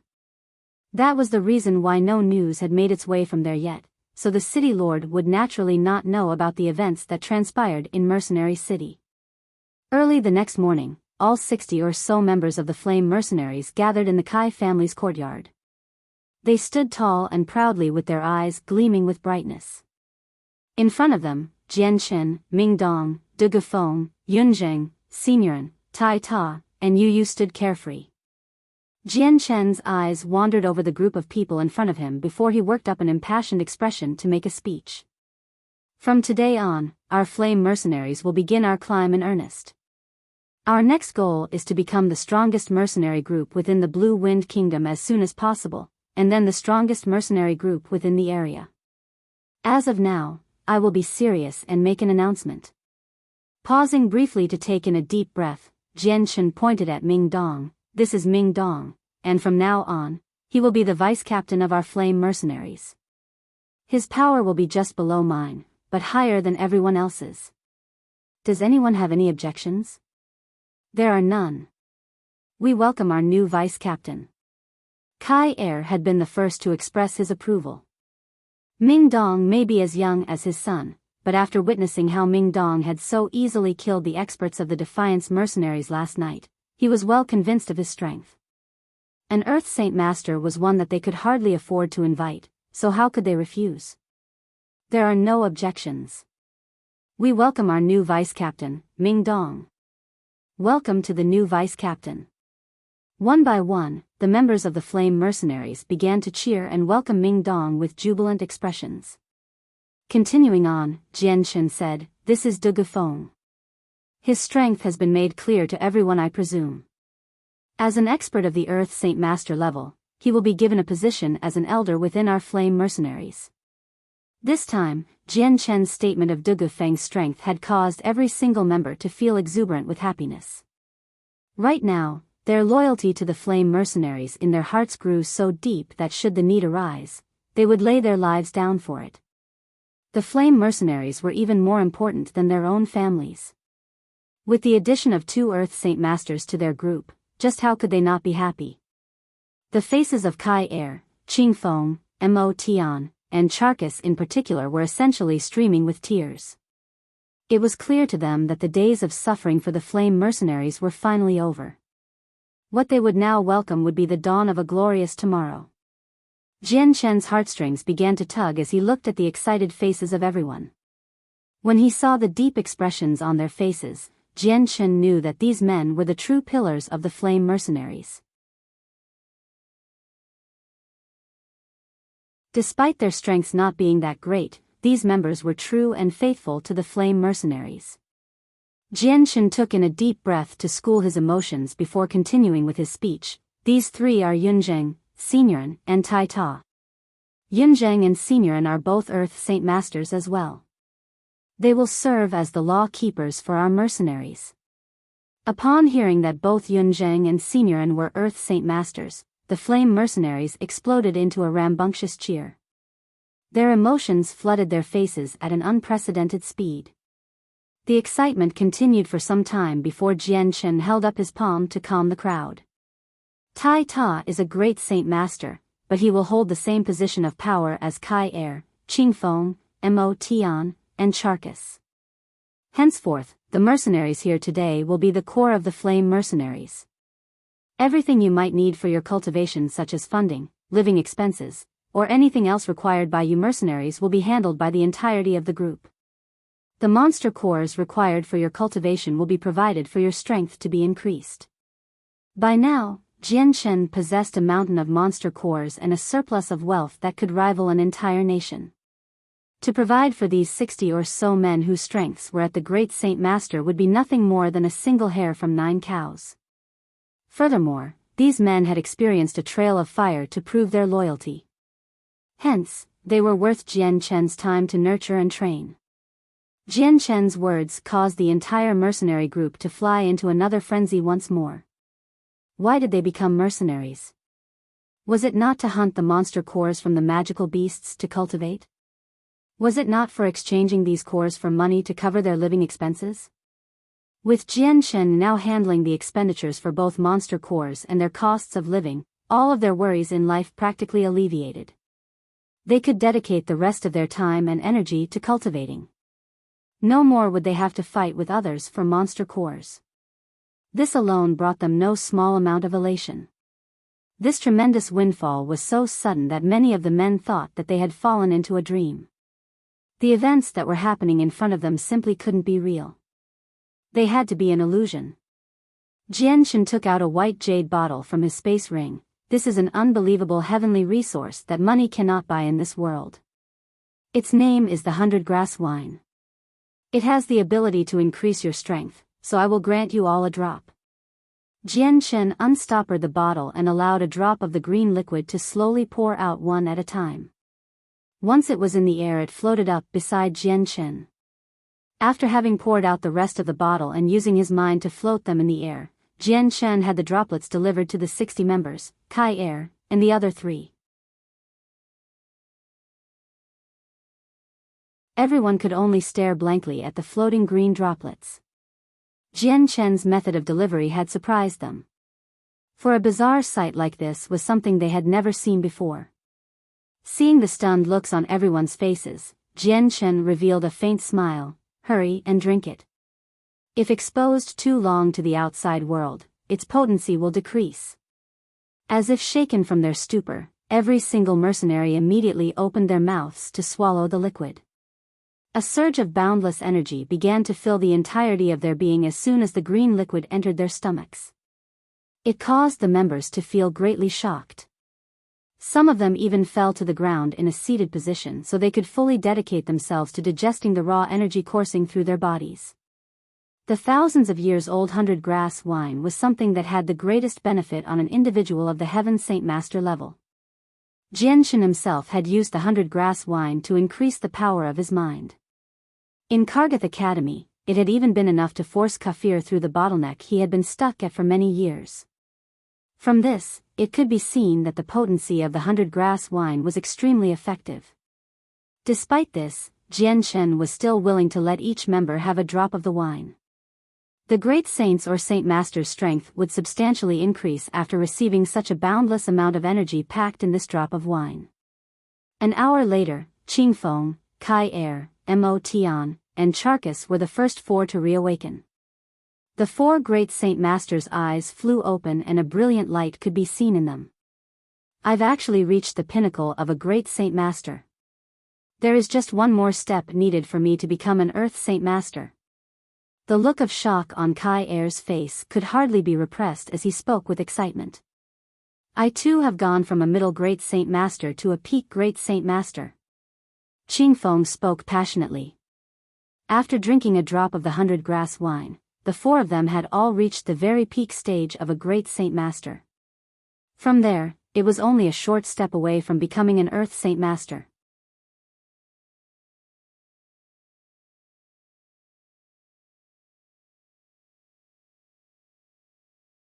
Chapter 547, Imparting a Battle Skill. After the 4 of them had woken up, several of the flame mercenaries awoke as well. Sensing that their strengths had improved by a substantial amount, expressions of joy filled their faces. These men were originally Middle Saint Masters or High Saint Masters. Now, practically a dozen of them had broken through to become a Great Saint Master after they finished off the 100-grass wine. A candle's worth of time later, the last few dozen people finally woke up. When they felt how much their strength had increased, they were so happy that they couldn't help but let out cries of joy. Everyone in the Flame Mercenaries was ecstatic by this point. Every single great saint had become a Saint Master. Not a single one was below a Saint Master in strength, and even the ones who were originally middle Saint Masters had become great Saint Masters. The men who were low great Saint Masters were now high great Saint Masters. Not even 2 hours into the meeting and the strength of the entire flame mercenaries had skipped several steps. Even if Jian Chen wasn't here, their new strength would be more than enough to rule a small city like Wake City. Even the city lord would not be able to gather an equivalent amount of strength. 1,000 thanks for the captain's charity. The mercenaries all bowed down with a grand shout. Each one of them was especially happy. Jian Chen smiled. Although you've all grown stronger, your battle strength still needs to be trained, so you can become accustomed to your new strength. I will give you all 100 purple coins each. Go and purchase the necessities to live in the wilderness. Tomorrow morning, we will head to the magical beast mountain range and train. You will only be able to return if you can kill 3 class 4 magical beasts by yourself without help. Kai Er, Mo Tian, Qingfeng, and Charcus, you 4 will form a group and follow them. You will listen to my requests as well before you 4 may leave. Jian Chen's words made every single mercenary grow serious.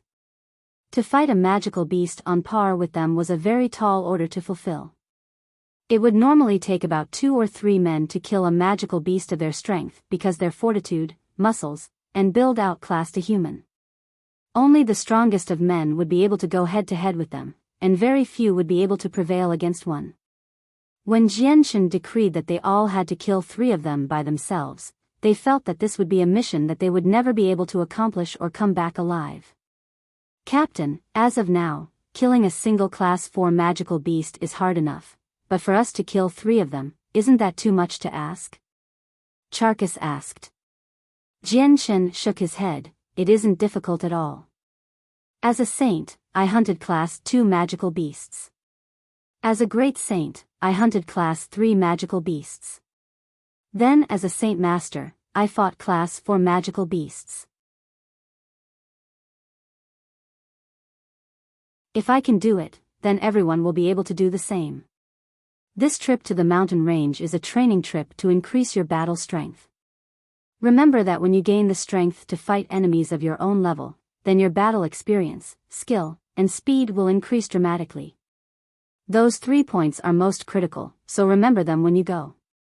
Pausing for a moment, Jian Chen stared seriously at everyone. I still have something to give to everyone when we arrive at the magical beast mountain range. It'll lend a hand in improving your strength. Do you all understand now? Jian Chen fished out a bag of purple coins from his space ring and began to give everyone 100 purple coins to buy equipment with. Although it wouldn't need such a large sum for such things, these mercenaries still had families they needed to provide for. While Jian Chen had handed them all a very serious and worrisome mission, the mercenaries couldn't help but smile when they saw the shimmering glint of the 100 purple coins. A single purple coin was worth 100 gold coins.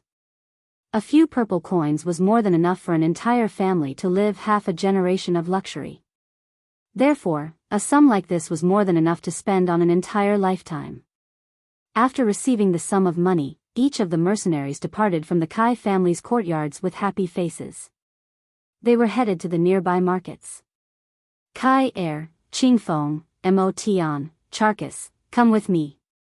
Jian Chen called for the 4 to follow him to his own personal room.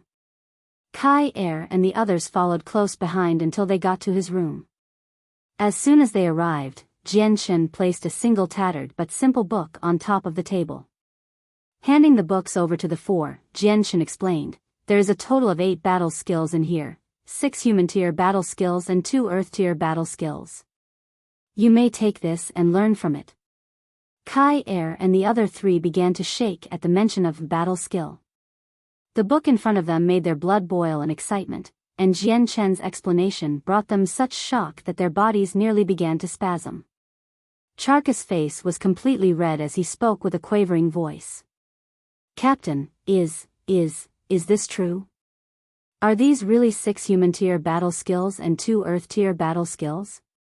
And you're really giving them to us? A battle skill was an extremely precious treasure on the continent. It was far more valuable than cultivation methods, and even thousands and thousands of gold wouldn't be able to buy one. Even the lowest tier of human tier battle skills was extremely pricey, so that any mercenary would hardly be able to afford one. Only the strongest individuals or the most influential ones would be able to obtain such battle skills. Earth tier battle skills were even more priceless, especially to Earth Saint Masters. Only a small portion of them possessed an Earth tier battle skill, but Jianshen had given them a present that contained two. This was a windfall that made the four of them wild with joy. Laughing at how excited they were, Jianshen smiled. It is as you say. You are the senior figures of the Flame Mercenaries.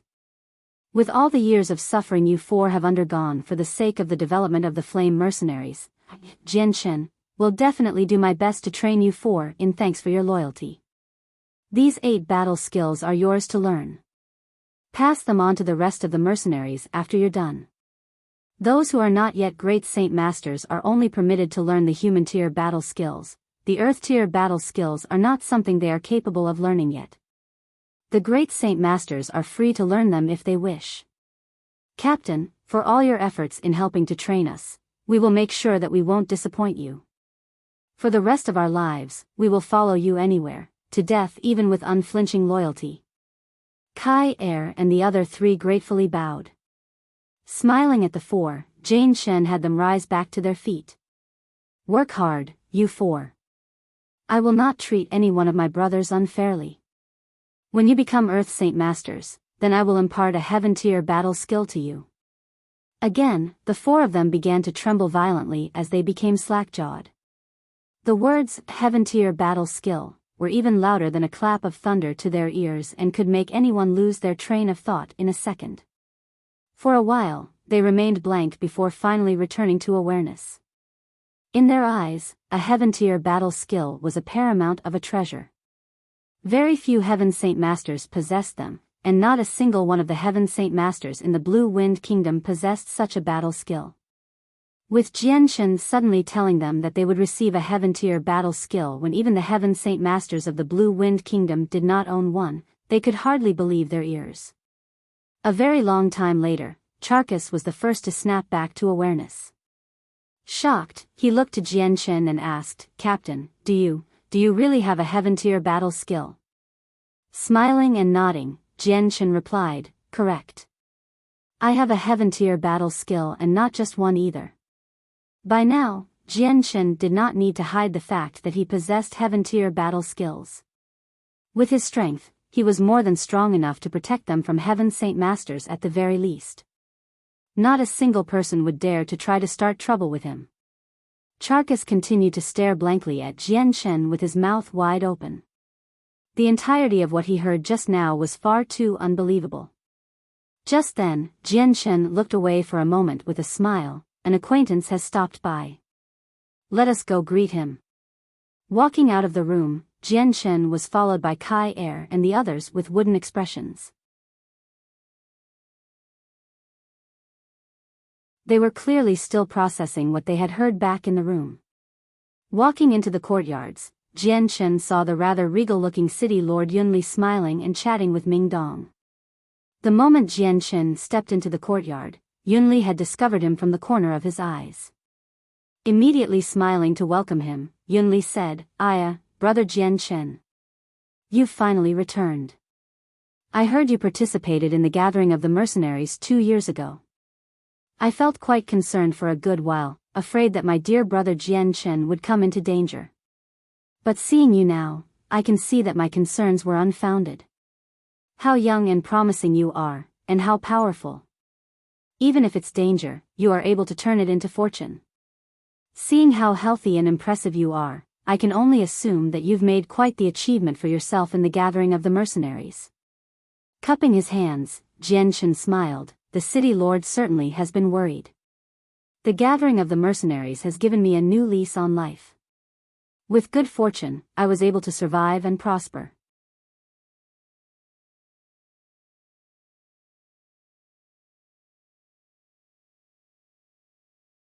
Chapter 548. To the ruler of the city ruler Yunli was very shocked to hear what Jianshen said. Originally he had thought that Jianshen didn't even make it to Mercenary City. Very few great Saint Masters were likely to survive to join the gathering of the mercenaries. Not only did Jian Chen say he had participated, he survived. What a fortunate kid.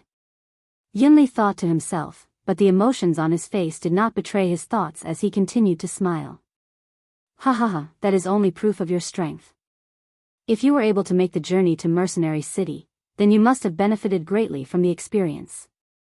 There was indeed bountiful experience gained, but it's not worth mentioning. Jian Chen courteously replied. As Yunli continued to chat happily with Jian Chen, his eyes began to observe Kai Er and the other three every so often. According to his senses, he was more than capable enough to see the massive transformation the four of them had undergone. Startled, he thought to himself, peak great Saint Masters. They're that strong? But how? They were barely middle great Saint Masters before Jian Chen came back. What prompted this sudden breakthrough? How did they become as strong as me so quickly? He tried not to think about Kai Er and the other three. Instead, he tried to talk Jian Chen about more important topics before leaving in a hurry. After Yunli left, Qing Feng sneered. That Yunli is an unsavory character. He helped the Defiance mercenaries grow in secret before. Does he think we don't know that? That's right, at the time of the collapse of the Alliance, the one-armed warrior had just arrived in Wake City with some of his followers. If it weren't for Yunli helping them, the one-armed warrior wouldn't have so easily gained strength. Charkis spoke venomously with clear signs of hostility between him and Yunli. Jian Chen's eyes flashed with an icy light for a moment as he listened, but without another word more, he turned to Kai Er. Let us go to the Door clan. The Door clan once possessed some name to it in Wake City as one of the major's power before. When their previous head of the family Weiss left the world, the Door family was left with his son as the acting head. When they left the Flame mercenaries, their power in the city had taken a huge loss in strength and authority since Weiss had been their only great Saint Master. Riding the Class 3 magical beast mounts, Jian Chen and the 6 others arrived in front of the gates where the Door family resided. The 4 mercenaries had led the way. The Door family no longer displayed the same glorious splendor they had in the past. The ancient-looking doors were closed shut and leaves were scattered everywhere. Even guards weren't seen anywhere, making the area look rather desolate and abandoned. A moment after Kai Er knocked upon the ancient-looking doors, they began to open to reveal a white-haired elder.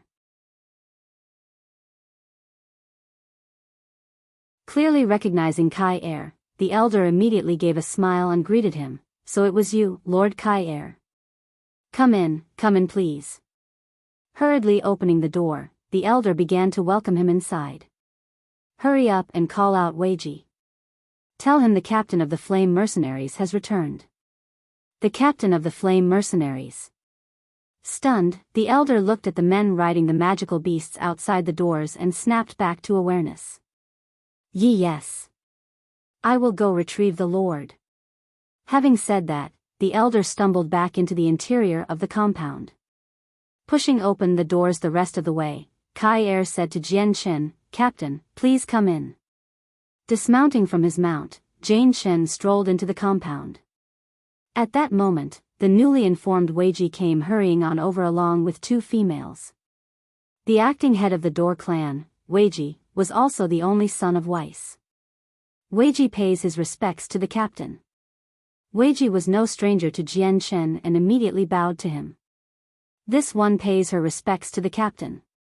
The middle-aged woman followed Weiji's example and bowed down to Jian Chen with panic. Only the child that looked several years old continued to stare at Jian Chen with wide-open eyes. Jian Chen's gaze softened as he looked at Weiji. Smiling, he said, Weiji, this must be your wife and child. Yes, Captain. This is my wife and child. Weiji was nervous in his response to Jian Chen. When his father had passed away from battle, he had taken the initiative to leave the Flame mercenaries. Now that the captain had returned and had personally come to visit, Weiji was more than nervous and afraid that Jian Chen came to condemn them. Amicably, Jian Chen smiled at Weiji. Weiji, please relax. I came here today for a social visit only. No matter what is said, your Dor family was once members of the Flame Mercenaries. Your father died for our Flame Mercenaries, his services and achievements will never be forgotten to us. Weiji could only sigh in relief having heard those words. At the mention of his deceased father, his eyes began to tear up. Weiji. When I wasn't here in the past, the Flame Mercenaries suffered greatly. Now that I've returned, the Flame Mercenaries will not be stop its development. Will you be willing to rejoin the Flame Mercenaries? The achievements your father worked hard to achieve for us will be remembered by me as if you had done the same. I will do my best to help make you grow stronger. Jian Chen continued. Weiji hesitated for a moment. Looking at his wife and child, he shook his head. Captain, I truly wish to apologize, but this one has no ambitions for greatness or power. I only wish to protect the remaining pieces of stability and giving peace to my family instead of spending me time around the continent. I have no desire to throw away my life for a struggle that could claim it at any moment. Jian Chen let out a sigh. That is fine too. If you wish to live in peace and stability, then I won't force you out of it. Your father dedicated his entire being to my mercenary group, and even sacrificed his life for it. Even with his departure, I will remember his achievements and reward you for them in his place. Jian Chen retrieved several space belts he had prepared beforehand from his space ring and handed them over to Weiji. Inside these are a few coins and monster cores. In place of your father, I will give them to you. Take them, and I hope that in the future I can count on your assistance once more. Misty-eyed and emotionally affected, Weiji's hand trembled as it accepted the space belts handed to him by Jian Chen. When he had learned that the captain had returned, Weiji feared that he would be tortured by the group, and had been nervous as a result. It had been beyond his wildest dreams that Jian Chen did not blame him or rebuke him, and had instead handed him a present of money and monster cores. Many thanks to the captain for his charity. Weiji exclaimed. Smiling, Jian Chen replied, although your father has left, it should be my responsibility to look after his offspring. In the case that your Dor clan comes across any trouble, then seek out the Flame Mercenaries. On that note, I will bid you farewell from here. With that said, Jian Chen turned around to leave, and got on his Class 3 magical beast mount. Traveling on top of his mount in no hurry, Jian Chen felt the snowy white tiger cub still sleeping in content against his chest as it digested the resources in its body. Jian Chen slowly rubbed the furry head of the tiger cub sleeping against his chest. With the large amount of heavenly resources the tiger cub had been fed, the cub had grown exponentially stronger, and had already reached the same level as a Class 4 magical beast. Ming Dong, Kai Er, and the others followed Jian Chen from behind. They had learned of the tiger cub Jian Chen had a long time ago, but everyone had thought that Jian Chen was merely raising it to be a cute pet, therefore, they paid it no attention. Kai Er, you received a Class 5 magical beast cub, just who in the world stole it? Jian Chen suddenly asked. Kai Er hesitated for a moment, prompting Qing Feng to speak up for him. We had many of our men fan out and search the city, but we never found any clues of who might have committed such an act. The same evening the cub was stolen, we had our men watch the city gates. If any person had been seen carrying a cub out of the city, we would have been notified. Even several days later, not a single piece of information was reported to us. No news of the one responsible was reported, so we all figured that the Class 5 magical beast cub had already been snuck out of the city, escaping into any possible direction. The Golden Tiger King's cub carries an unforgettable story with our Flame Mercenaries. Jian Chen sighed as he thought back to the past and what had transpired back then. Confused by the look of Jian Chen, Kai Er asked, Captain, what type of relationship is there between the cub and our mercenary group? Hatred. Jian Chen stated with his eyes closed. Kai Er and the other three still remained confused. Although they had joined the group for a decent amount of time, they were still unclear of what had happened to the group in the past. Captain, just what in the world happened with the tiger cub to cause such hatred? Qing Feng asked curiously, but no answer had been given to him. Having received no response, the the group of 4 had taken note that Jian Chen was unwilling to respond to them. Thus, they could only obediently close their mouths without any further questions. Suddenly, Jian Chen's eyes flew open as he began to radiate a tremendous amount of killing intent. "Come, let us head to the city lord's mansion," he growled.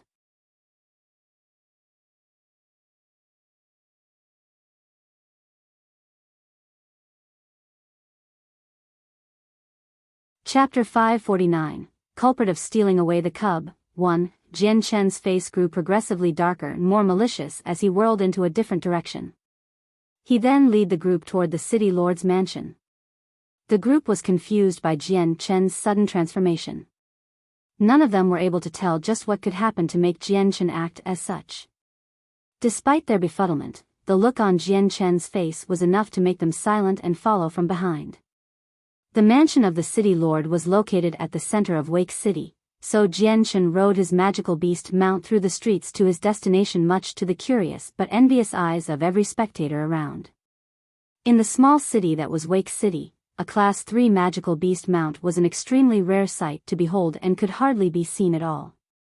7 of them appearing at once was a very eye-catching sight for every person on the streets. It called for many mercenaries to begin to talk to themselves. Look at those youths riding on top of the magical beast mounts, and look at their rich-looking clothes.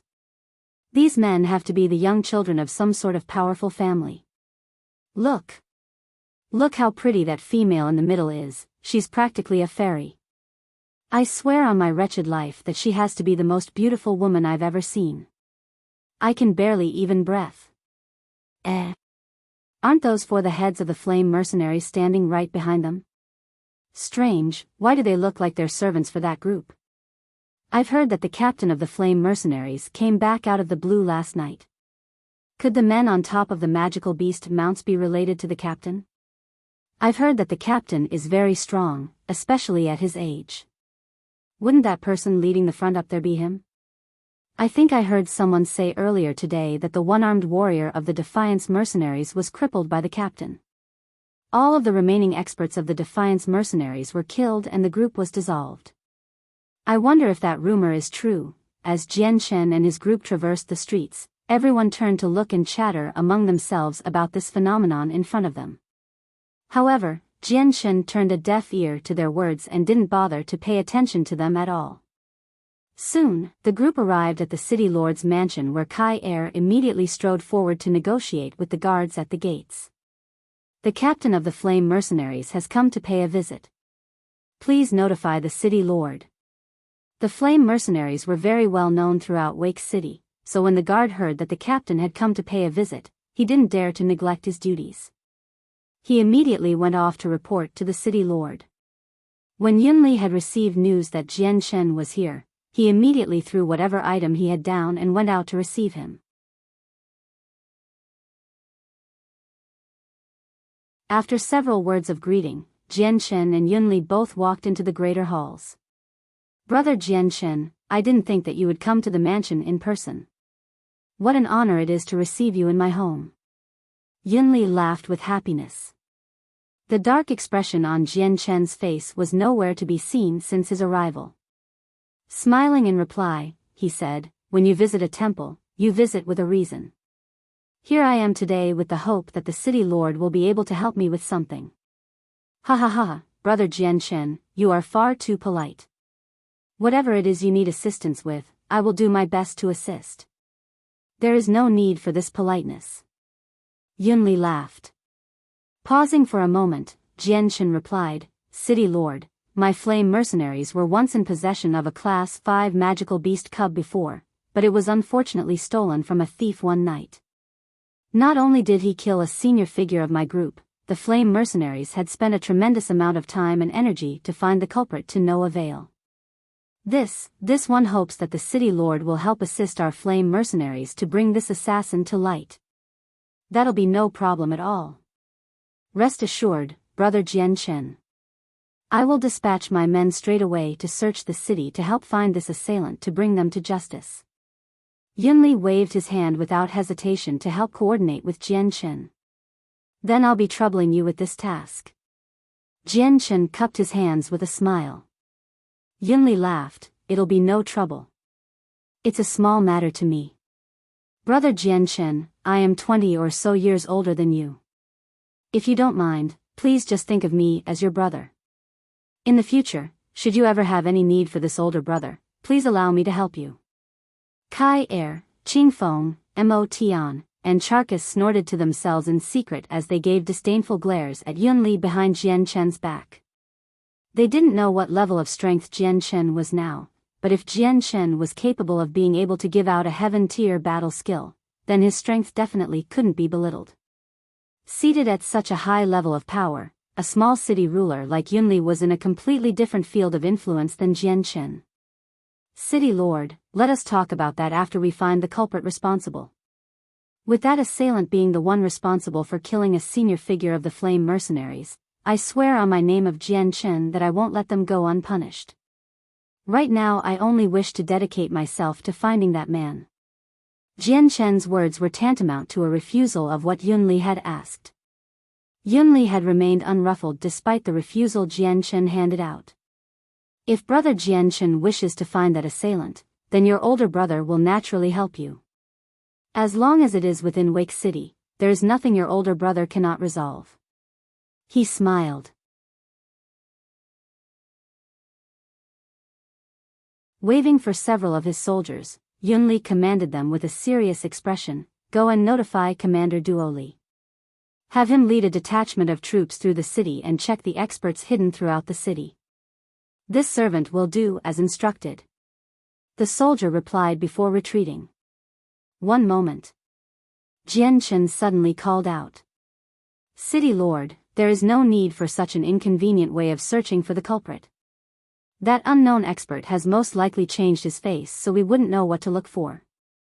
However, there is a definite method to find them. The Class 5 magical beast cub is still with them, so we just need to focus our efforts on finding the cub. This way our goal will be much easier." "That's right, absolutely right." Yunli completely agreed. As expected from the intelligent Jianchen. What quick-witted thinking. This way, our troubles will be lessened.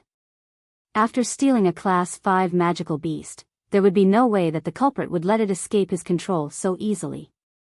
As long as we find the Class 5 magical beast cub, then we will find the culprit with it. It is as the city lord says.